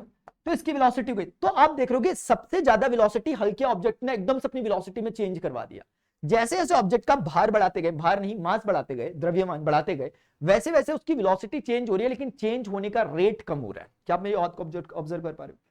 तो ये थोड़ा ऑब्वियस भी लग रहा है, जैसे मैंने बताया था कि जिसका मास जितना ज्यादा है वो उतना ज्यादा इनर्शिया शो करता है, वो उसी स्टेट में रहना चाहता है जिसमें वो है। तो ये कह रहा है नहीं है रेस्ट में रहने दो ना मुझे, रेस्ट में। तो हमने धक्के मार मार के इसको 4 तक पहुंचा दिया। ये वाला ससुरे को हम 2 तक ही पहुंचा पाए क्योंकि ये भारी है। ये जो जो जितना जितना भारी होता रहेगा उसको हम उतना कम अपोज कर पाएंगे, ये उसको, और जो जितना हल्का होगा उसको हम चेंज उतनी जल्दी उसका स्टेट करवा पाएंगे। इसने 0 से एकदम धप्प से 5 मीटर पर सेकंड का चेंज कर दिया। तो कहानी क्या कह रही है कि फोर्स बढ़ने पर हमारा एक्सेलरेशन बढ़ता है। हमें समझ, आई एम सॉरी, इस केस में फोर्स यद्यपि सबका कांस्टेंट है, बट मास के अकॉर्डिंग हम ये देख पा रहे हैं जिसका जितना ज्यादा मास है उसका एक्सेलरेशन उतना कम है। क्या हमने ये नहीं पढ़ा एक्सेलरेशन, क्या हमें समझ में आ रहा है ये ऐसा होता है? बिल्कुल ही ऐसा ही होता है। और यहां पर अगर तुम प्रोपोर्शनैलिटी का कांस्टेंट हटाओगे तो वो कांस्टेंट है एफ, ये रिजल्ट बन रहा है। और यही चीज बच्चों हम जानते हैं न्यूटन का सेकंड लॉ। तो ये समझ में आ रहा है जिसका कांस्टेंट फोर्स के लिए जिसका जितना ज्यादा मास होगा उसका एक्सेलरेशन उतना कम होगा, प्रैक्टिकली दिख रहा है। और ये ग्राफ उसको दिखा रहा है, बोल रहा है मास जैसे जैसे मैं बढ़ा रहा हूं मेरा एक्सेलरेशन देखो 10 से कम होते होते होते होते कम हो गया। अब वो कह रहे हैं कि ये तो, अब मैंने आपको प्रैक्टिकली समझा दिया, अब आप समझ जाओगे कि इस सिचुएशन में बाकी चीजें क्या है। अब ये बोल रहा है ये तो मैंने बोला मैंने तो एक्सेलरेशन और मास का बनाया था, चाचा तुम लोग बना के दिखाओ फोर्स और मास का ग्राफ। मैंने कहा चल ना हटा सावन की घटा, किससे बोल रहा? मास्टर से बोल रहा बनाने के लिए। इधर देखो बच्चों, यहां देखो, तो हमने क्या करा, यहां पर ऐसे और ऐसे, तो यहां पर मास की जगह मास ही रहने दिया। उसने कहा मास, अभी वो कह रहा है कि मास को किलोग्राम में मेजर करो, लेकिन मास का रिलेशन इस बार फोर्स के साथ चाहता है, तो यहां पर फोर्स को लिख दो, यहां पर फोर्स को लिख दो जिसको हम न्यूटन में मेजर कर रहे हैं। अब आप मुझे खुद बताओ, फोर्स और मास में अगर मैं देखूं, मास यहां पर क्या हो रहा है, मास जैसे जैसे बढ़ रहा है, क्या फोर्स भी वैसे वैसे बढ़ रहा है? नहीं, फोर्स तो मेरा फिक्स था, कांस्टेंट था। मास बढ़ रहा है बट फोर्स मेरा कांस्टेंट है। शुडंट आई से दिस? मैंने ऐसा बना दिया मेरा ग्राफ। मैंने बोला मेरा ये, इसको अगर अभी के हिसाब से समझाना है तो ये F इक्वल टू 10 न्यूटन का, अगर अभी के एग्जांपल समझाना है, ऐसा इसने दिया नहीं था वैसे, F इक्वल टू 10 न्यूटन, आप F लिखोगे तो आप कोई भी मास चेक कर लो, 1 2 3 4 5 कितने भी किलोग्राम का, फोर्स सब में क्या लग रहा है, इक्वल मैग्नीट्यूड का लग रहा है। तो ये इस बार का क्या हुआ ग्राफ। तो फोर्स यद्यपि सब में एक जैसा लग रहा है मासेस में, अगर फोर्स मास का रिलेशन देखोगे ऐसा बनेगा। मैं आपसे एक नेक्स्ट लेवल चीज पूछ सकता हूं, ये इसने दिया था मास एक्सेलरेशन, मेरे से पूछा था फोर्स मास, मैं पूछता हूं बताओ मास एक्सेलरेशन, फोर्स और एक्सेलरेशन का ग्राफ कैसा होगा? मैं मान जाऊंगा कि किसी बच्चे से ही बता दिया। और तुम अगर मैथ्स पढ़ते हो मेरे से, linear equation to introduction to linear equation पढ़ा अगर तुमने सेकंड चैप्टर, तुम देख के बता दोगे कि फोर्स और एक्सेलरेशन के बीच में ग्राफ कैसा होना चाहिए। सोचो फोर्स और एक्सेलरेशन के बीच में क्या रिलेशन है, यहाँ पे दिमाग लगा के सोचो, दिमाग लगा के सोचो। इन डेटास को ऑब्जर्व करो, इन डेटास को ऑब्जर्व करो, इन डेटास को ऑब्जर्व करो और मुझे बताओ फोर्स और मास के बीच में अगर रिलेशन होता ग्राफ कैसा बनता हो। ये वाला parallel to the mass axis बना, ये वाला इस तरह का बना, वो बताओ कैसा बनता है। ये रेक्टेंगुलर हाइपरबोला कहते हैं इसे। इधर देखो, द वेलोसिटी टाइम ग्राफ, भाई टाइम है वेलोसिटी मुझे नहीं देखना आगे, हाँ चल। वेलोसिटी टाइम ग्राफ में अगर वेलोसिटी पैरेलल जा रही होती टाइम एक्सिस के, क्या होता? मुझे टाइम स्टेप के साथ बताओ कौन सा मोशन होता? मैं तोते उड़ा दूंगा अगर सही नहीं बताओगे तो।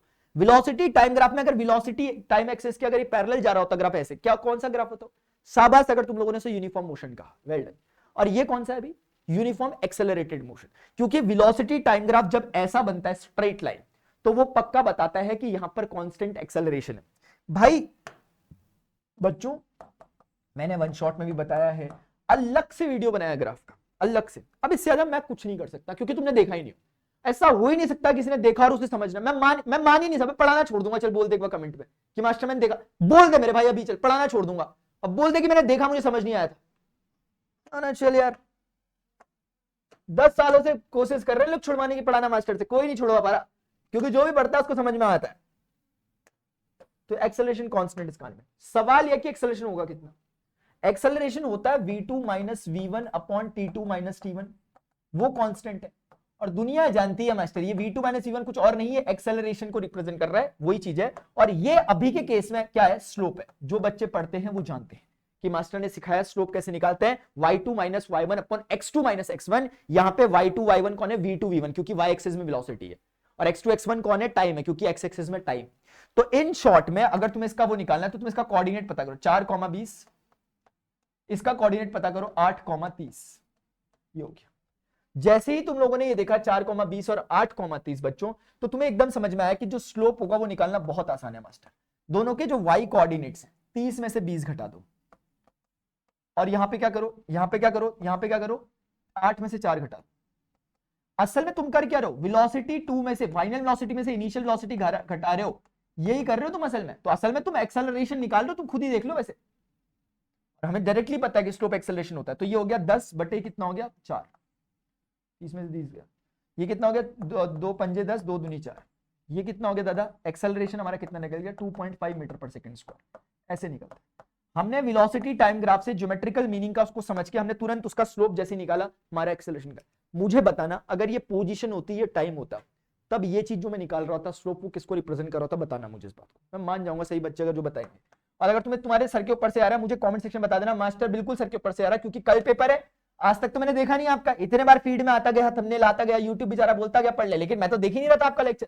कल पेपर है, अब आज आ रहा हूं तो समझ नहीं आ रहा, आप ही को उल्टा बोल करके जाता हूं, बोल दिया ऐसा, हाँ ना, चल एग्जाम के एक दिन पढ़ेगा बेटे तोते उड़ जाएंगे, चाहे पढ़े क्यों ना रहो भी, ठीक है ना। पहले पढ़ने वाली चीजें होती है, प्रेशर में पढ़ने वाली चीजें नहीं होती, एंजॉय करके पढ़ने वाली। चल हटा 7 की घटा जरा दिख, चल calculate the force acting on the object by using the graph. बोल रहा फोर्स बताओ, मास बता रहा भाई, देख अभी हमने पूछा भी नहीं था उससे, क्या अब पता चल रहा पूछ क्या रहा था, वो एक्सेलरेशन भी पूछ सकता था, बता दिया। हम बोलेंगे फ्रॉम, हमको तो राहें थी बतानी, वो खुद अपनी राह बनाता, गिरता संवरता मस्ती में गाता था वो, छूके हमारे दिल को, कहाँ गया उसे ढूंढो। आ गया भाई फोर्स, एक्सेलरेशन पता चल गया तुम लोगों को, तो मास जितना है बॉडी का फोर्स निकाल दो, हटा 7 की घटा, ठीक है, तो हटा 7 की घटा तो 25 न्यूटन का फोर्स। आगे बढ़ लो, बोल रहा बुलेट ऑफ मास, ओ तेरी की बुलेट चल रही है यहाँ पर। अब bullet of mass 50 gram moving with the speed of 100 metre पर second enters a heavy stationary wooden. वैसे इसमें उन्होंने चेंजेस नहीं किया, वरना बाकियों में जैसे चेंजेस करने गणित मंजरी में हमें योजन वगैरह ला रहे हैं, यहाँ इन्होंने बुलेट की जगह एरो लाना चाहिए था, तीर कि एक तीर चलाया था और वो ऐसे लग गया। चलो कोई बात नहीं, भूल गए होंगे यहाँ करेक्शन करना, थक गए होंगे लग रहा करेक्शन कर करके, बोल रहे होंगे अब नहीं करते, वही रखते थे पुरानी चीजें, ये पुराना ही क्वेश्चन है, पुरानी बुक्स में भी ऐसे ही होता था। A bullet of mass 50 gram moving with a speed of 100 meter per second enter a heavy stationary wooden block and stops after penetrating a distance। अब चलना यार बच्चों, देखो एक बुलेट आ रही है यहाँ से, एक बुलेट आ रही है, ये बुलेट बनानी बच्चों मुझे आती नहीं यार, बुलेट आ रही इसके अंदर जाने वाली है, दिख रही नहीं दिख रही, तो बस अभी जाने वाली है बुलेट, इसके अंदर जाने ही वाली है, बस अब थोड़ा रुक जा, थोड़ा रुक जा, शांत रह, जाने ही वाली है बस। ये बुलेट आई बच्चों, जुप घुस गई इसके अंदर, दिख रहा है कि नहीं दिख रहा, अरे ये घुस गई इसके अंदर, ठीक है, जुप करके, फिर ये इसके अंदर यहां तक पहुंची जुप करके, अरे यहाँ पे आके फंस गई, ठीक है। तो ये दो अलग अलग स्टेट्स हैं इसके बुलेट के। मैं अपनी आर्ट के चक्कर में ना तुम लोगों को थोड़ा आर्ट से अपनी रूबरू कराना चाहता हूँ, तुम लोग हल्के में ना ले लो मास्टर को ना, इसलिए अपनी आर्ट दिखाना चाह रहा तुम लोगों को, कितनी जबरदस्त आर्ट है। इधर देख, चल ये यहाँ से गया, तो ये इसका ये अलग अलग टाइम, मतलब t इज इक्वल टू कोई 0 सेकंड समझ लो इसको, एंटर किया जब इसने, और ये t is equal to t second में जब ये इम्बीड हो गई इसके अंदर। ये तीनों एक ही बुलेट है, इसके अलग अलग टाइम इंटरवल्स है, कलाकारी देखो मास्टर की। अब बुलेट ऑफ मास 50 ग्राम, 50 ग्राम 50 ग्राम की बुलेट है, बता 50 तोला, moving with the speed of 100 metre पर सेकंड एंटर्स। स्पीड कितनी है इसकी, 100 मीटर पर सेकंड है मास्टर, ठीक है, एंटर करती है स्टेशनरी वुडन। तो ये जो चीज है वही वो चीज है, तो उसमें तकलीफ आने की जरूरत नहीं है, जो ज्यादा तकल्लुफ ना लें इस बात का, ठीक है ना। तो ये दोनों के दोनों भाई लोग एक ही बात को रिप्रेजेंट कर रहे हैं, यानी कि ये मैं इसलिए दो ही केस दिखाता हूँ, कंफ्यूजन ना हो। बस ये घुसने ही वाली है इसके अंदर, जब ये घुस रही है 100 मीटर पर सेकंड की स्पीड से और 50 ग्राम की बुलेट घुस रही है, बोल रहा है कि enters a heavy stationary wooden block and stops after penetrating a distance of 50। यानी कि मान लेते हैं कि ये यहां पर जाकर के कहीं पे क्या हो जाती है, रुक जाती है, यानी ये यहां पर जाकर के एकदम रुक गई, अब रुक गई है, यानी इस सेकंड पर इसकी वेलोसिटी 0 हो गई है। क्या मेरी बात समझ में आ रही है यहाँ पर? लेकिन यहां से यहां पहुंचने में दादा इसने जो दूरी तय करी उस दूरी के बारे में भी जरा सुन लो। वो 50 सेंटीमीटर की डिस्टेंस ट्रेवल करती है, उसने यहां से यहां तक 50 सेंटीमीटर का डिस्टेंस ट्रेवल किया यहां से यहां पहुंचने में, और 50 सेकंड बाद ससुरी रुक गई, वहां जाकर के फंस गई ब्लॉक के अंदर। Estimate the stopping force acting on the bullet. अगर चलती हुई बुलेट को कोई रोक रहा है तो फोर्स तो लग रहा होगा, तो ये जो बुलेट अंदर घुस रही है उसके तो लगातार एक इधर को फोर्स लग रहा होगा लकड़ी के द्वारा बुलेट, ठीक है। Assume that the bullet undergoes constant acceleration within the block। तो बोल रहा है मान के चलो यार एक्सेलरेशन कांस्टेंट है, यानी कि वो कहना चाह रहा है कि काइनेमेटिक की इक्वेशन का बिंदास होकर के यूज करो, क्योंकि काइनेमेटिक की इक्वेशन का यूज तब तक नहीं कर सकते जब तक कि एक्सेलरेशन कांस्टेंट ना हो। तो उसने कंडीशन आपको दे दी, मजाक मस्ती चीजें हो रही। तो अब हमें समझ में क्या आ रहा है कि इनिशियल वेलोसिटी जो दादा है दे रही है हमें वो 100 मीटर पर सेकंड है, और चाहते हैं कि फाइनली वेलोसिटी 0 हो जाए, रेस्ट में आ जाए ससुरा, रेस्ट में किस में आ जाए ससुरा, रेस्ट में आ जाए मास्टर। मास कितना है, 50 ग्राम है, 50 ग्राम को आपने किलोग्राम में बदलना, तो 50 को 1000 से डिवाइड करके किलोग्राम में बदल जाएगा। इसको तुमने कैसे 3 जीरो ना यार, ये बचपन में सीखी थी मैंने ये चीज यार, 1 2 3 ऐसे करके कुछ तो सीखा था मैंने, ऐसे ही होता होगा, तुम मुझे बता देना मास्टर सही बोल रहे गलत बोल रहे।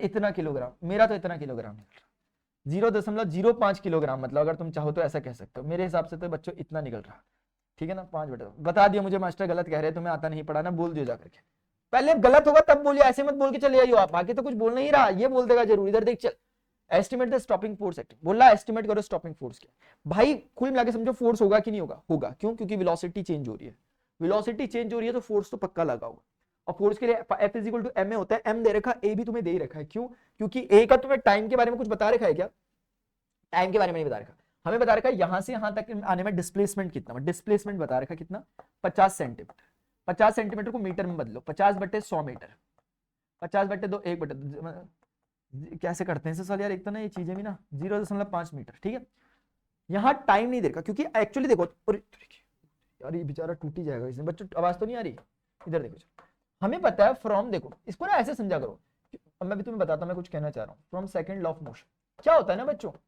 हम ना कई बार ना एकदम मैथ्स में खो जाते हैं, हम देखते हो कौन सा फॉर्मूला लग रहा है कौन सा, यार वो सही तरीका नहीं है, मतलब वो तरीका सही नहीं है, तरीका प्रैक्टिकली सोचो, जो चीज की रिक्वायरमेंट होगी अपने आप निकलेगा, जैसे तुम्हें पता है कि तुम्हें ये कह रहा था कि मुझे क्या बताओ बोल रहा था, मुझे क्या बोल रहा था, एस्टिमेट द स्टॉपिंग फोर्स, तो भाई दुनिया जानती है कि फोर्स के लिए रिक्वायर्ड चीज क्या है, फोर्स, अरे वाह ये मेरे नाखून से बना ये वाला आपका नीचे वाला, पता है सही बन गया, F is equal to M A, तो बच्चों F is equal to M A होता है, हम दुनिया जानती है इस बात को, एम दे रखा, हाँ जी दे रखा, ए दे रखा v minus you upon T2 minus T1, तो एक्सेलरेशन सिर्फ वेलोसिटी का चेंज नहीं, डिवाइडेड बाय कितना टाइम लगा, और वो कितना टाइम लगा वो दे नहीं रखा, लेकिन कितनी दूरी तय करी वो दे रखा, तो काइनेमेटिक की इक्वेशन तो रिलेट करती है इन लोगों को डिस्प्लेसमेंट टाइम वगैरह को, तो कहीं से इस डिस्प्लेसमेंट का यूज करके टाइम निकलवा दो, क्योंकि हमारा काम क्या है, हमारा काम है मास कितना आ गया था हमारे पास यार 0.05, ये इनटू एक्सेलरेशन कितना v2 minus v1 upon T2 minus T1, मेरी बात को समझो, हम करेंगे यही, तो हमने बोला 0.05 हो गया इनटू फाइनल इनिशियल 0 माइनस 100 कितना हो गया माइनस का 100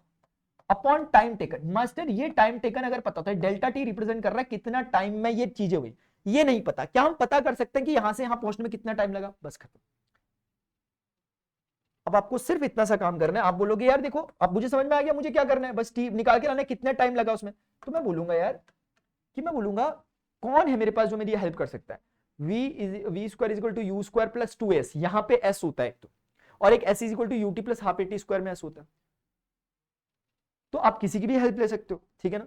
एक्सेलरेशन हमें पता है क्या, देखते हैं जब, अगर मैं बोलूं v square is equal to U square plus 2as की अगर मैं हेल्प लूं बच्चों, थर्ड इक्वेशन, कौन सी इक्वेशन है, थर्ड इक्वेशन ऑफ काइनेमेटिक्स, तो मैं बोलूंगा फाइनली वेलोसिटी इतनी होगी, इनिशियल वेलोसिटी दे रखी थी 100 का स्क्वायर कितना हो गया 2 बार 0, अलजेब्रिक वाला चैप्टर पढ़ रहे नहीं पढ़ रहे, exploring algebraic identities 2 into a कितना है यहाँ पे मास्टर, ए ही तो नहीं दे रखा, ए दिया था तो इतना आपके आपके आगे पीछे इतना डलते हम, यहाँ 0.5 है, तब ए के लिए आप ये सारे कारनामे कर सकते थे, लेकिन भाई जब सिर्फ पे डायरेक्टली ए निकल सकता तो क्यों करने कारनामे, 10,000 इधर आएगा माइनस का, 2 पंजे 10, तो 1 बचा, सिर्फ 1 मतलब ए, तो इसका मतलब कितना हुआ, ए की वैल्यू आ गई माइनस का 10,000 मीटर पर सेकंड स्क्वायर। ये मत बोलियो मास्टर इतना बड़ा कैसे, गोलियां चल रही हैं यहाँ, बोल रहा है इतना बड़ा कैसे, गोलियां चल रही हैं देख रहा नहीं देख रहा, तो गोलियों का एक्सेलरेशन ऐसा ही होता है फिर 10,000 मीटर पर सेकंड स्क्वायर, एक सेकंड में 10,000 मीटर पर सेकंड की, मजाक मस्ती चल रही है, सच में होता होगा क्या ऐसा, पता नहीं यार बच्चों, बड़ी डरावने, बड़ा वायलेंट चैप्टर है यार,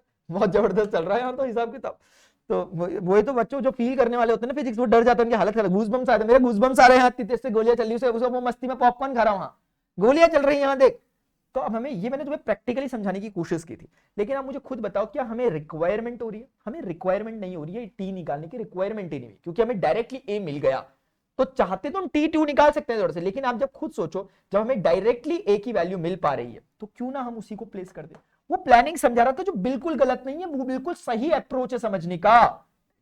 माइनस 10,000 तो F बराबर कितना हो गया, 5 एकम 5, 1 2 3 4, 1 2 3 4, उसके बाद यार ये बच्चों ये चीजें बड़ी अजीब सी होती है, मुझे समझ नहीं आती, तुम्हें आती है क्या, न्यूटन समझ में आ रही, दो अंकों के बाद डेसिमल था माइनस का, तो बच्चों हमारा फोर्स कितना गया माइनस 500 न्यूटन, मतलब मास्टर 500 न्यूटन का फोर्स, माइनस मतलब ये वुडन ने लगाया, माइनस ऑपोजिट डायरेक्शन बता रहा है, ठीक है ना। तो ये रेजिस्टिंग फोर्स है बेसिकली। कौन सा फोर्स है? जो उसको रोकने के लिए लग रहा है वाला फोर्स है ये, जिसने उसको डिक्लेरेट किया, जिसने उसकी बॉडी को रिटार्ड किया, उसके एक्सेलरेशन को कम किया। -500, यानी कहां पर लग रहा है? अपोजिटली लग रहा है। बुलेट चल रही है यूं, फोर्स लग रहा है यूं, समझ में आ रहा? यूं, समझ में आ रहा? बुलेट तो वो चल रही थी ना, तो नेगेटिव बता रहा है मोशन के ऑपोजिट डायरेक्शन में। जो आप मोशन देख रहे हो उसको ऑपोजिट डायरेक्शन में नेगेटिव आ रहा है। तो 500 न्यूटन का बोल रहा था। क्या पूछ रहा था? Estimate the stopping force. हाँ, तो दादा स्टॉपिंग, तो ये समझ गए, स्टॉपिंग फोर्स को रिप्रेजेंट कर रहा है नेगेटिव वर्ड। ठीक है, क्योंकि एक तो बुलेट पे लगा रही है ये फोर्स, सॉरी बुलेट लगा रही है वुडन पे फोर्स, वो भी 500 न्यूटन लगा रही है, तभी उसने भी इस पे 500 न्यूटन लगाया। तो नेगेटिव बता रहा है कि ये अपोजिंग फोर्स है। बहुत सिंपल था यार। An ace footballer converted a penalty shot. बताइए जरा, मेसी या Ronaldo? An ace footballer converted a penalty shot. बोल रहा मास्टर, इधर देख चल, बाचू भुटिया, इधर देख चल। An ace footballer converted a penalty shot by kicking the football with the speed of 108 kilometre प्रति घंटा। बोल रहा the estimated force they imparted was इतना, the mass of the football was इतना, calculate the time of contact between the foot. देखो समझो बात, यहां पे क्या हो रहा है? अबे फुटबॉलर, अब ये सोच रहा मास्टर फुटबॉलर बना करके दिखाएगा, कैसे करके? यहां तक तो बना दो, ई मारी किक फुटबॉल से, फुटबॉलर ने ये मारी किक, तेरे की मारी फुटबॉल पे किक, ये फुटबॉल थी। देख रहा आर्ट, देख रहा मास्टर की कैसी कैसी है, कितने नंबर देगा? तेरे की किक मारी, जूते पहना दो बेचारे को, ओ तेरे की। मजा आ गया यार, क्या आर्ट। मैं, मुझे यकीन नहीं आ रहा मेरी आर्ट इतनी अच्छी है। मैं स्विच करने की सोच रहा हूँ अपना सब्जेक्ट यार, क्या आर्ट है। देख, ओ तेरे की किक मार दी।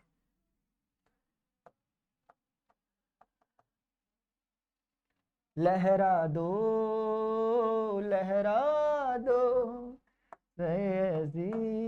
का परचम, लहरा दो। इधर देख चल।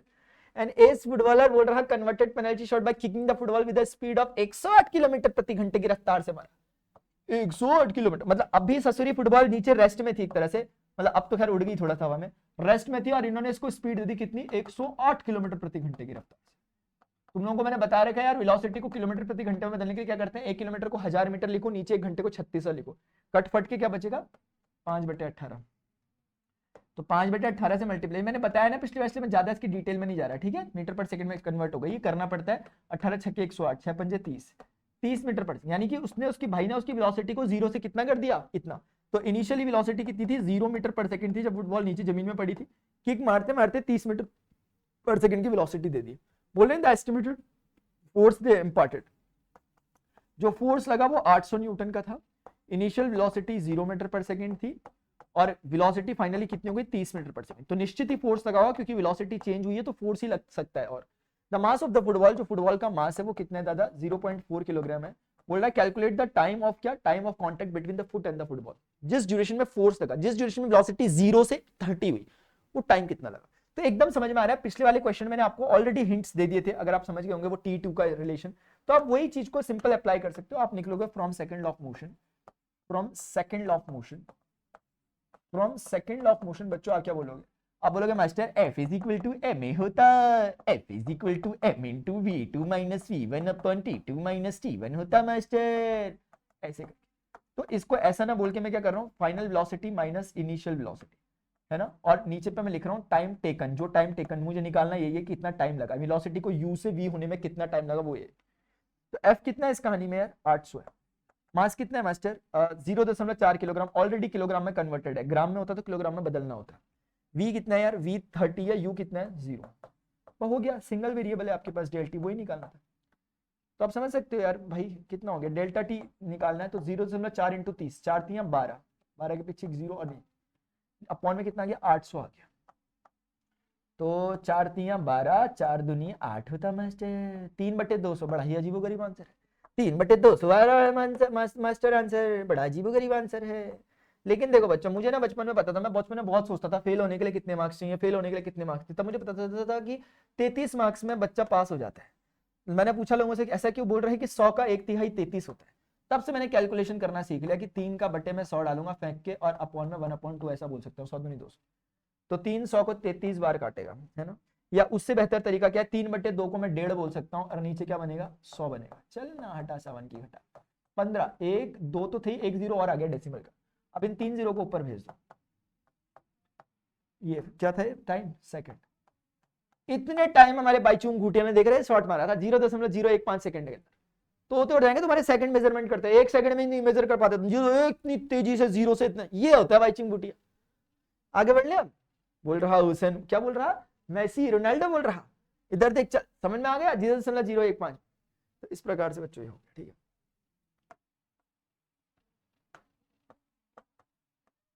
एक सवाल मचलता है मेरे दिल में कभी मैं तुझे भूल जाऊं, क्या कह रहा है, नोट्स कहां से मिलेंगे, अरे टेलीग्राम से मिलते हैं, टेलीग्राम में।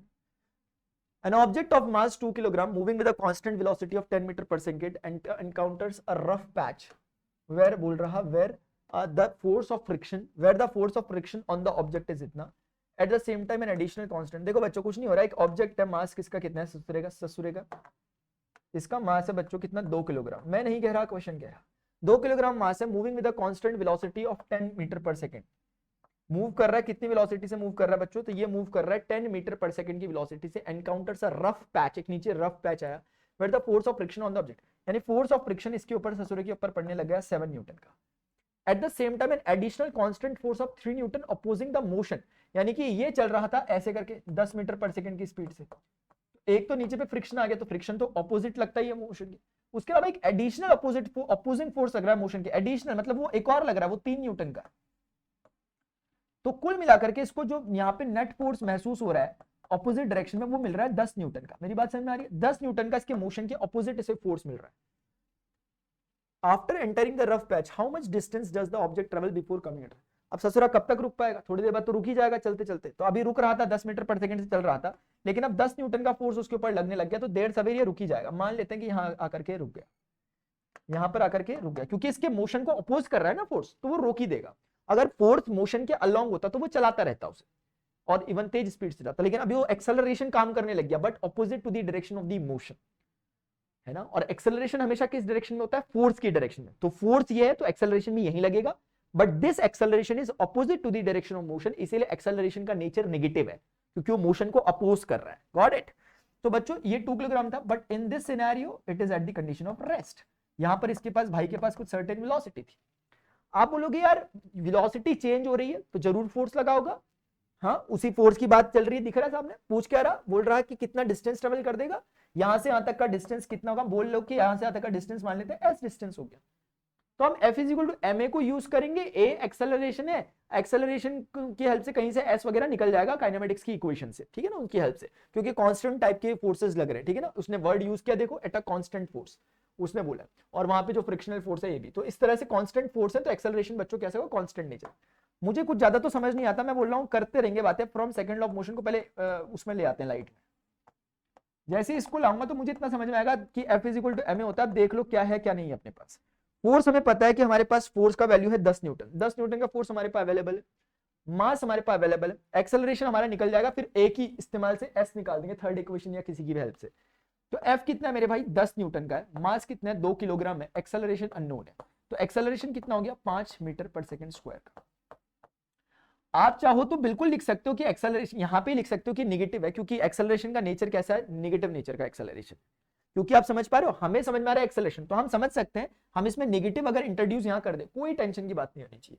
आप स्टार्टिंग में F = ma लिखोगे, कोई टेंशन की जरूरत नहीं होनी चाहिए, क्योंकि आपको पता होगा कि यहाँ पर, मतलब मैं तो कहता हूँ ऊपर पे ना भी लिखो, नीचे पे आपने नेगेटिव इंसर्ट कर दिया और आप नेगेटिव बता रहे हो कि ये रिटार्डेशन है एक तरह से, और ये ऐसा क्योंकि आपका ऑब्जर्वेशन है, रिटार्डेशन, आप ऑब्जर्वेशन से बोल रहे हो कि रिटार्डेशन है, क्योंकि आप बोल रहे हो फोर्स जो यहाँ को लग रहा है, मोशन वहां को, तो धीरे धीरे बॉडी रिटार्ड हो रही है, और एक्सेलरेशन 5 मीटर प्रति सेकंड स्क्वायर का है, यानी कि 1 सेकंड में 5 मीटर प्रति सेकंड का रेट चेंज हो रहा है, का वेलोसिटी चेंज हो रहा है। तो अभी समझ में आ गया बच्चों। तो S निकालना है, S के लिए हमारे पास या तो S = ut + ½ at² देखो काइनेमेटिक्स का, या तो v² = u² + 2s देखो। मुझे लगता है कि v² = u² + 2s ज्यादा सूट कर रहा है, ठीक है। तो हो गया काम 25 यार, क्योंकि सेकंड वाले के लिए फिर तो आपको टाइम वगैरह लाना पड़ेगा। तो आप बोलोगे फ्रॉम v² = u²। बच्चों देखो, अगर आप लोग ना सीधे ऐसे ही ऊट पटांग तरीके से पढ़ लो बच्चों, तो आपको लगेगा ये कैसे सोचा मास्टर ने। जो बच्चा ना एक एक बातें सुनता आ रहा है, जो बात आज ही की नहीं, इससे पहले के लेक्चर पढ़ाता आ रहा हूं, तुम्हें एक एक बातें क्यों चिल्ला चिल्ला के कह रहा, मैं सच बता रहा हूँ, आई स्वेयर, चल तेरी कसम, तेरी कसम नहीं है, चल अपनी कसम मेरे भाई, ये कुछ रटी हुई चीजें नहीं है। इधर देखो, चलो v² मतलब कितना, v² कहां गया v², फाइनली वेलोसिटी इतनी हो गई। इनिशियली वेलोसिटी कितनी थी मास्टर, 10 मीटर, 10 का स्क्वायर हो गया प्लस 2a, a कितना है -5 हो गया, एस कितना है मास्टर, वही तो निकालना है। 10 का स्क्वायर 100 इधर आके -100 हो गया, माइनस का 10। अरे ये मोटू की आवाज कहां से आ गई निकल के।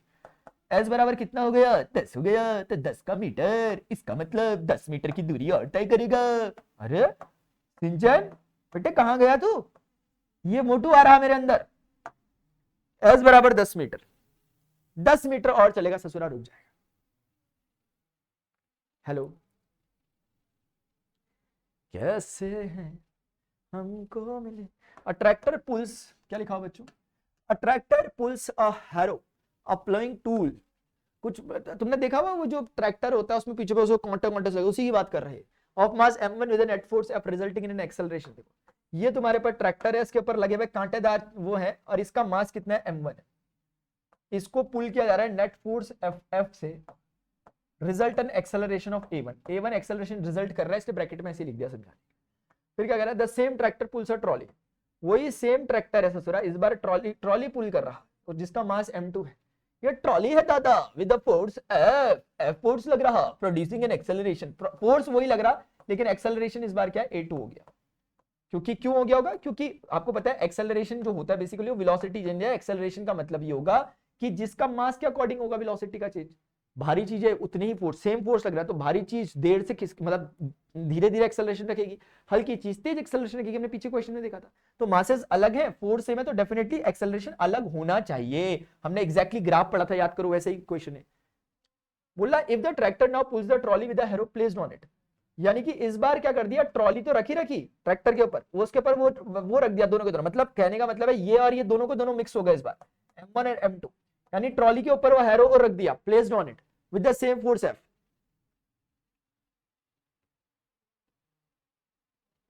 समझ रहे हो, हाँ।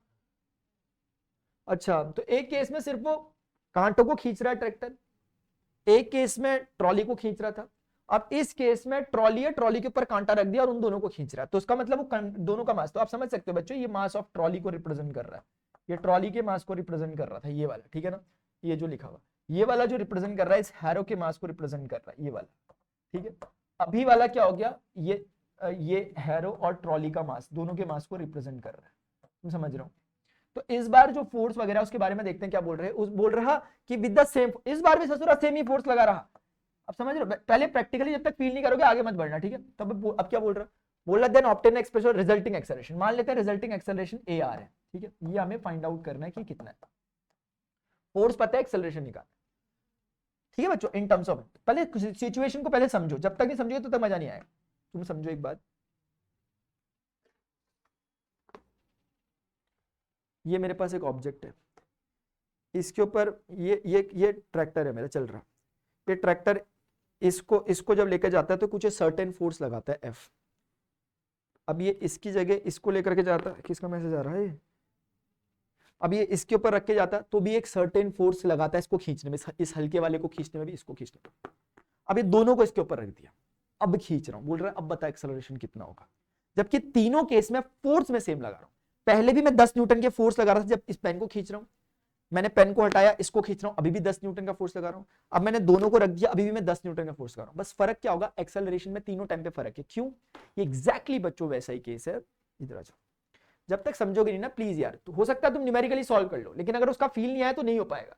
जैसे ये केस था, तीनों में सब केस में फोर्स सेम लग रहा है, लेकिन एक्सेलरेशन सबका अलग अलग है, मास सबके अलग अलग थे। इसलिए क्योंकि जो जितना हल्का था वो उतना चेंज जल्दी करवा दे रहा है वेलोसिटी को, जो जितना हल्का वो उतनी जल्दी से अपनी वेलोसिटी बदल दे रहा है, जो जितना भारी है वो अपनी वेलोसिटी चेंज कराने में टाइम, मतलब उसको मूव कराना मुश्किल है। उसमें आप 1 सेकंड में 2 मीटर पर सेकंड का चेंज करवा पा रहे हो, इस हल्के वाले में आप 1 सेकंड में 5 मीटर पर सेकंड का चेंज करवा पा रहे हो, है ना। तो आप कुछ अगर कंक्लूजन पहले क्वेश्चन सॉल्व करने से पहले दे दो तो मजा आ जाएगा। जैसे अभी हमें इसमें तो नहीं पता कौन भारी हल्का है, लेकिन ट्रॉली ऑब्वियसली भारी होती है ना, वो हैरो से शायद ऐसे ही होगा।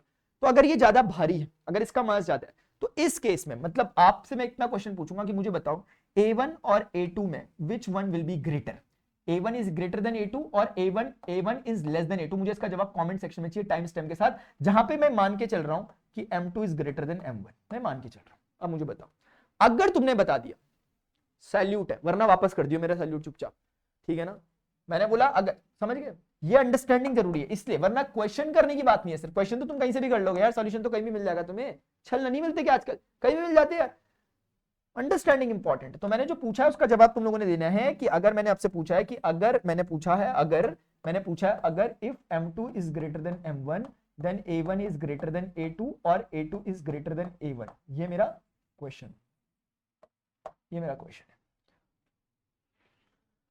तो बच्चों अगर तुम इस वाले पार्ट में आओगे, अब क्या होगा, जैसे अब मैं बताऊं, मैं चाहे कुछ भी हो, ये तो सबसे ज्यादा मास रख रहा है ना, इतना तो समझ में आ रहा है ना, ये इन दोनों में कोई भी हल्का भारी हो, चलो वो एक क्वेश्चन है, लेकिन ये तो सबसे भारी है ना, क्योंकि दोनों को जोड़ के इन सब में सबसे भारी तो यही है ना, और फोर्स उतना ही अगर लग रहा है, ये सबसे भारी है। मुझे बताओ एक्सेलरेशन सबसे ज्यादा होगा या सबसे कम होगा, इतना बता दे मेरे भाई, चल मैं मान जाऊंगा अगर किसी बच्चे ने बता दिया। इतना तो तय है ना कि सबसे ज्यादा मास है, और इतना भी तय है कि तीनों में फोर्स एक जैसा लग रहा है। तो मुझे इतना बता दो, इससे मिलने वाला रिजल्टिंग एक्सेलरेशन सबसे ज्यादा होगा दोनों केसेस में से, मतलब तीनों केसेस में, या सबसे कम होगा, इतना ही बता दो, मैं मान जाऊंगा टाइम स्टेप से, मैं मान जाऊंगा लिटरली। अभी लास्ट में बताऊंगा आंसर, पहले ही बता दियो टाइम स्टेप के साथ, फिर मत बोलियो मास्टर, फिर चेप के मत बोलियो, मैं कराऊंगा उसी से।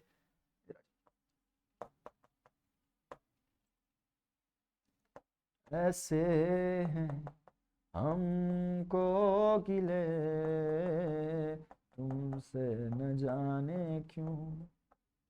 ठीक है, मैंने क्या किया, from second law of motion, second law of motion से मैंने बेसिकली जानता हूं कि F इज इक्वल टू कितना होता है, ma होता है। अब ये मत बोल दियो मैं तो मास्टर जानता ही नहीं, जानता ही नहीं बोल रहा, अखरोट छिल जाकर के फिर जानता नहीं। तो इधर देख, F is equal to ma, ये इतना होता है, दुनिया जानती है इस बारे में, बोल रहा मैं हुई नहीं मास्टर इस दुनिया की। अब हमें बच्चों इस पे काम करना, हमें इसमें रिजल्टिंग एक्सेलरेशन निकाल, ये हमें दिया क्योंकि फोर्स सब में एक जैसा है, बस मासेस एक्सेलरेशन अलग। इस वाले से मैं एक काम कर सकता हूं, क्या मैं m1 को निकाल करके F/a1 बोल सकता हूं, और इस वाले में से क्या मैं m2 को निकाल करके F/a2 बोल सकता हूं। ये निकल गया, ये वाला और ये वाला। जैसे ही मेरे दो डिफरेंट ये निकल, क्योंकि मेरे ऊपर कमी किसकी, इसी भाई की तो कमी है बस मासेस की, क्योंकि F दिया हुआ भाई कितना फोर्स लग रहा है, एक्सेलरेशन निकालना है, तो कमी किस चीज की थी सर, इसी की कमी थी यार। हम बोल रहे थे काश हमें m1 प्लस m2 की कोई वैल्यू दे देता, काश कोई देता, बेटे कोई देता नहीं है, खुद छीननी पड़ती है, लेनी पड़ती है खुद ही। इधर देखो, चलो इसको ना यहाँ फिट कर दिया मैंने, ठीक है। कंफ्यूजियस तो नहीं हो जाओगे कि तुम कंफ्यूज हो करके, पता चल रहा कंफ्यूजियस बन गया यहाँ बैठे बैठे, मास्टर कंफ्यूज यार हैं मालिक, गलती हो गई। इधर देख चल, यहाँ पे ए आर को क्या लिखोगे, m1 प्लस m2, इन दोनों को जोड़ दो, F/a1 प्लस F/a2, और इनका ससुरा नीचे F इंतजार कर रहा था, ये F है ना। अब यार देखो जगह की कमी है, तुम में से कितने बच्चे F को कॉमन लेकर के काट देंगे, मुझे नहीं पता तुम में से कितने लोगों का कैलकुलेशन स्मार्ट हो रखा। अब नहीं हो रखा तो फिर लाइव में आकर पूछिए, अब क्या करूं, फिर अब जगह नहीं है तो F कॉमन होके बाहर निकला तो 1/a1 1/a2, F ने F को उड़वा दिया। अब ज्यादा ही सॉल्व करने का मन कर रहा होगा तो एलसीएम वेलसीएम जो लेने की कलाएं आती हूँ बचपन में सीखी हूँ, देख लो उन्हें। ये cross multiply A2, butterfly multiplication A2 plus A1, A2 उधर भागा A1 उधर भागा, नीचे क्या आ गया A1 A2। देख ले भाई, A1 A2 upon A1 plus A2 upon A1 A2। हमको तो राहें थी बनानी, वो खुद अपनी राह। मास्टर क्या कर दिया बच्चों, ऊपर नीचे हो गया यार, I am sorry. A R is equal to F upon वो था, वही मतलब तुमने समझ लिया होगा वैसे, लेकिन चलो कर लेता हूँ। देखो हाँ, A R is equal to कितना है, F upon m1 plus m2 था। हमको तो राहें थी बतानी, वो खुद अपनी राह बनाता, गिरता संवरता मस्ती में गाता था वो, कहाँ से आया था वो। F कॉमन निकाल दिया, A2 प्लस A1, ये इधर और होल अपॉन A1 A2 जो बचा उसको मैंने ऊपर मल्टीप्लाई कर दिया। आई होप तुम्हें समझ में आया होगा यार, ठीक है ना। कंफ्यूजन है तो बता देना। ये रिजल्ट आया बच्चों, ये A2 plus A1 whole upon A1 A2 ऊपर आ गया FF। तो हमारा इतना मीटर पर सेकंड स्क्वायर टाइप का रिलेशन है। बहुत सिंपल सा क्वेश्चन था। सिंपल क्वेश्चन तब होते हैं जब आपकी अंडरस्टैंडिंग बिल्ट हो, वरना तो तुम मैथ्स ही लगाते रह जाओगे इसमें। मैं सच बता रहा हूँ, मुझे उन बच्चों से बहुत गुस्सा आ जाएगा, उन बच्चों पे जो बच्चे सिर्फ मैथ्स लगा रहे हैं। मैं तोते उड़ा दूंगा अगर कोई बच्चा मुझे ऐसा मिल गया यहाँ पे, क्योंकि भाई मैं हर एक चीज का, तुम्हें समझ में आ रहा है, यहीं पे फर्क पड़ता है। जो तुम सोचते हो ना शॉर्टकट बता दो, ये बता दो, वो बता दो, वो कर दो, मास्टर सीधी सीधी बात करो, क्वेश्चन के आंसर बताओ ना, सीधे सीधे ही क्यों बता रहे हो, यहीं पे फर्क पड़ता है। एक बच्चा ऐसे कूल होकर कर रहा होगा, दूसरा बच्चा रट्टे मार के स्कूल जा रहा होगा और दूसरा उल्टा पुल्टा लिख करके आ जाएगा एग्जाम में। एग्जाम की बात नहीं है मेरे भाई, पढ़ रहे हो तो चैप्टर चैप्टर की तरीके से पढ़ो ना यार। देखो ना यार, हम क्यों बोल रहे हैं, मतलब छोटी छोटी बातें में पीछे आके कुछ बता रहा हूं तो उसका सेंस है मेरे भाई, थोड़ा समझने की कोशिश करो प्लीज यार, समझने की कोशिश करो। भले मत करो 15 क्वेश्चन, 5 ही क्वेश्चन करो, समझ के कर लेना यार। चलना यार, क्या ऐसे यार कि एग्जाम में आ रहा तो क्वेश्चन पढ़ लूंगा, नहीं आ रहा तो नहीं पढ़ूंगा, ऐसे नहीं करते यार। बोल रहा, देख इसकी भी सुन ले। बोल रहा, when the pole of a bar magnet is brought close to a magnetic compass, the bar magnet and the compass needle exert a magnetic force on each other as per Newton's third law of motion. Both the forces are equally magnitude और the compass needle moves whereas the वो वैसे ही case है बच्चों, जैसे वो अभी वो सब्जी से भरा हुआ ठेला ले लो, आलू ले लो, प्याज ले लो, टमाटर ले लो, वो वाला केस था जो। तो बच्चों वही वाला केस है यहाँ पर। इसमें बोल रहा कि जो मैग्नेटिक कंपास होता है उसके नजदीक अगर तुम बार मैग्नेट को लाते हो, किसी मैग्नेट को लाते हो, तो मैग्नेटिक कंपास मूव कर जाती है, क्योंकि दोनों के पीछे मैग्नेटिक फोर्स लगता है। बोल रहा है मैग्नेटिक नीडल तो मूव करती हो, वो क्यों नहीं मूव करता बार मैग्नेट वगैरह। भाई साहब वैसे ही होता है, दोनों में फोर्सेस इक्वल लग रहे हैं, लेकिन जैसे कि मतलब ये एग्जैक्ट केस हो गया, जैसे एक ऑब्जेक्ट ये है, एक ऑब्जेक्ट ये है। अगर इस ऑब्जेक्ट ने इस पर मान लेते हैं 10 न्यूटन का फोर्स लगाया, तो ये भी इस पे 10 न्यूटन का फोर्स लगाएगा, छोटा वाला ऑब्जेक्ट। लेकिन 10 न्यूटन से इसके तोते उड़ जाएंगे, पता नहीं कहां पहुंच जाएगा। ये 10 न्यूटन से इसका कद्दू कुछ नहीं हो रहा, ये 10 न्यूटन पे वहीं बैठा हुआ। तो इसीलिए बच्चों यहां पर हम बोलेंगे कि 10 न्यूटन का फोर्स है, इस पे कद्दू कुछ नहीं हुआ, इसमें ये 10 न्यूटन का फोर्स से इधर खिसक गया। तो कुल मिला के क्या हुआ कि डेफिनेटली फोर्सेस इक्वल मैग्नीट्यूड के हैं, लेकिन चूंकि इसका मास ज्यादा है, हमने क्या देखा, acceleration is directly proportional to mass. तो ऑल्सो क्योंकि फोर्सेस दोनों के मतलब हमने देखा ये होता है, इसका इंटरप्रिटेशन ये होगा, हम बोलेंगे acceleration is directly proportional to m as f is equal to constant, क्योंकि दोनों के केस में सेम फोर्स लग रहा है। तो फोर्स अगर कांस्टेंट होता है तो एक्सेलरेशन मास के इनवर्स प्रोपोर्शन में होता है। तो जिसका मास जितना ज्यादा उसका एक्सेलरेशन उतना कम। तो इस भाई का मास बहुत ज्यादा है कंपैरेटिवली, तो इसका एक्सेलरेशन हमें देखने को नहीं दिखाई दे रहा, इसका मूवमेंट नहीं हो पा रहा। लेकिन ऐसा भी नहीं है कि कभी हिल नहीं पाएगा, कोई ढंग का बंदा मिल जाए टकरा जाए कोई इसके सामने। तो जब ये फोर्स, अगर आप किसी को तेज फेंकोगे, जैसे फॉर एग्जांपल आप कैरम की जो स्ट्राइकर से गोटियों को मारते हो, तो क्या होता है, स्ट्राइकर से जब गोटियों को मारते हो गोटियां जाती है, स्ट्राइकर उतना नहीं जाता। यार बेस्ट एग्जांपल है यार, मानना पड़ेगा मुझे। स्ट्राइकर से जब तुम गोटियों को मारते हो तो गोटियां चले जाती है, लेकिन स्ट्राइकर नहीं जाता, स्ट्राइकर पे धक्का नहीं लगता। लेकिन स्ट्राइकर पे भी उतना ही धक्का लग रहा है जितना स्ट्राइकर ने गोटी पे लगाया था। लेकिन स्ट्राइकर का मास भारी बनाया जाता है, स्ट्राइकर का मास ज्यादा रहता है, इसीलिए वो उस धक्के को पचा जाता है। कभी कभी ना उल्टा गेम खेल लियो, कभी गोटी से स्ट्राइकर को मारियो, जरा मारा है कभी, तब आता है असली मजा। तो जब गोटी से तुम स्ट्राइकर को मारते हो तो तुम ऐसा नहीं कि नहीं खिसकता, खिसकता है, उस समय भी वो खिसक जाता है, क्योंकि उतना फोर्स मिलता है, तो तुम्हें तेज मारना पड़ता है, बहुत तेज गोटी से चटका देना पड़ता है। कंचे खेले, एक कंचे में अंठा होता था, तुम्हारे टाइम पता नहीं क्या बोलते हैं, तो कंचों से अंठे को मारना तो कोई भी मार ले, मतलब हाँ, मतलब अंठे से तो कंचा कोई भी मार ले, किसी दिन कंचे से अंठे को मार के देखियो तब पता चलेगा। तो ये बात होती है मेरे भाई, ठीक है ना। हाँ, बेहतर से बेहतर की तलाश करो, इसी बात पे याद आया कंचे से अंठे वाले में, बेहतर से बेहतर की तलाश करो, मिल जाए नदी तो समंदर की तलाश करो, टूट जाता है शीशा पत्थर की चोट से, टूट जाए पत्थर ऐसे शीशे की तलाश करो। है खत्म, टाटा बाय बाय। तो एक्सप्लेन कर दिया दादा, हमने ना एक्सप्लेन कर दिया, तो ज्यादा ना पूछे हमसे। बच्चों ये जगह है जहां पर आप लोग मुझे पा सकते हो, इन सब जगहों पर मैं मिल जाऊंगा तुम लोगों को। देखो क्या क्या चलाते हो तुम लोग, इन में से जहां जहां चलाते हो वहां देखोगे मास्टर मिल रहा होगा तुम लोगों को, आप कनेक्ट हो सकते हैं यहाँ पर, ठीक है। और नोट्स के लिए टेलीग्राम चैनल बच्चों लिंक डिस्क्रिप्शन में दे रखा है, वहां से आप लोगों को नोट्स मिल जाया करेंगे। अभी के लिए यार मुझे लगता है मुझे निकल लेना चाहिए। तुम लोग ऐसा तो है नहीं कि मास्टर वीडियो लाइक कर दिया, इतना अच्छा लगा, मजा आ गया मास्टर, और क्या मजा आ गया, फिजिक्स समझ में आ गया। अरे चलना छोड़, क्यों बोलोगे तुम लोग ऐसे, बोलोगे? चल वेट करता हूं नीचे कमेंट सेक्शन में, ठीक है। और सारे बच्चे वीडियो को लाइक करके जाएंगे जितने यहां तक बैठे हुए थे, लाइक करना ही करना है। पापा मम्मी चाचा चाची ताता ताऊ दादी नानी दादा दादी पापा सबके उससे लाइक करना है, वीडियो के मास्टर के निकाल निकाल के बोलना हमारे मास्टर है, देखो हमारे मास्टर है, ठीक है ना। हाँ अभी के लिए बच्चों इतना ही है, ठीक है ना। आई होप आप लोगों को ये सेशन समझ में आएगा, इंपॉर्टेंट लगा होगा, इन्फॉर्मेटिव लगा होगा, इंटरेस्टिंग लगा होगा, एक्साइटिंग लगा होगा। अभी के लिए बच्चों इतना ही, अगले नेक्स्ट चैप्टर में मिलते हैं। जो चैप्टर में प्रॉब्लम रहेगी नीचे कमेंट सेक्शन में बताओ, जो क्वेश्चंस पूछना हो उनके जवाब देते रहो। Till then good bye, see you, take care, जय Hind, bye, love you all.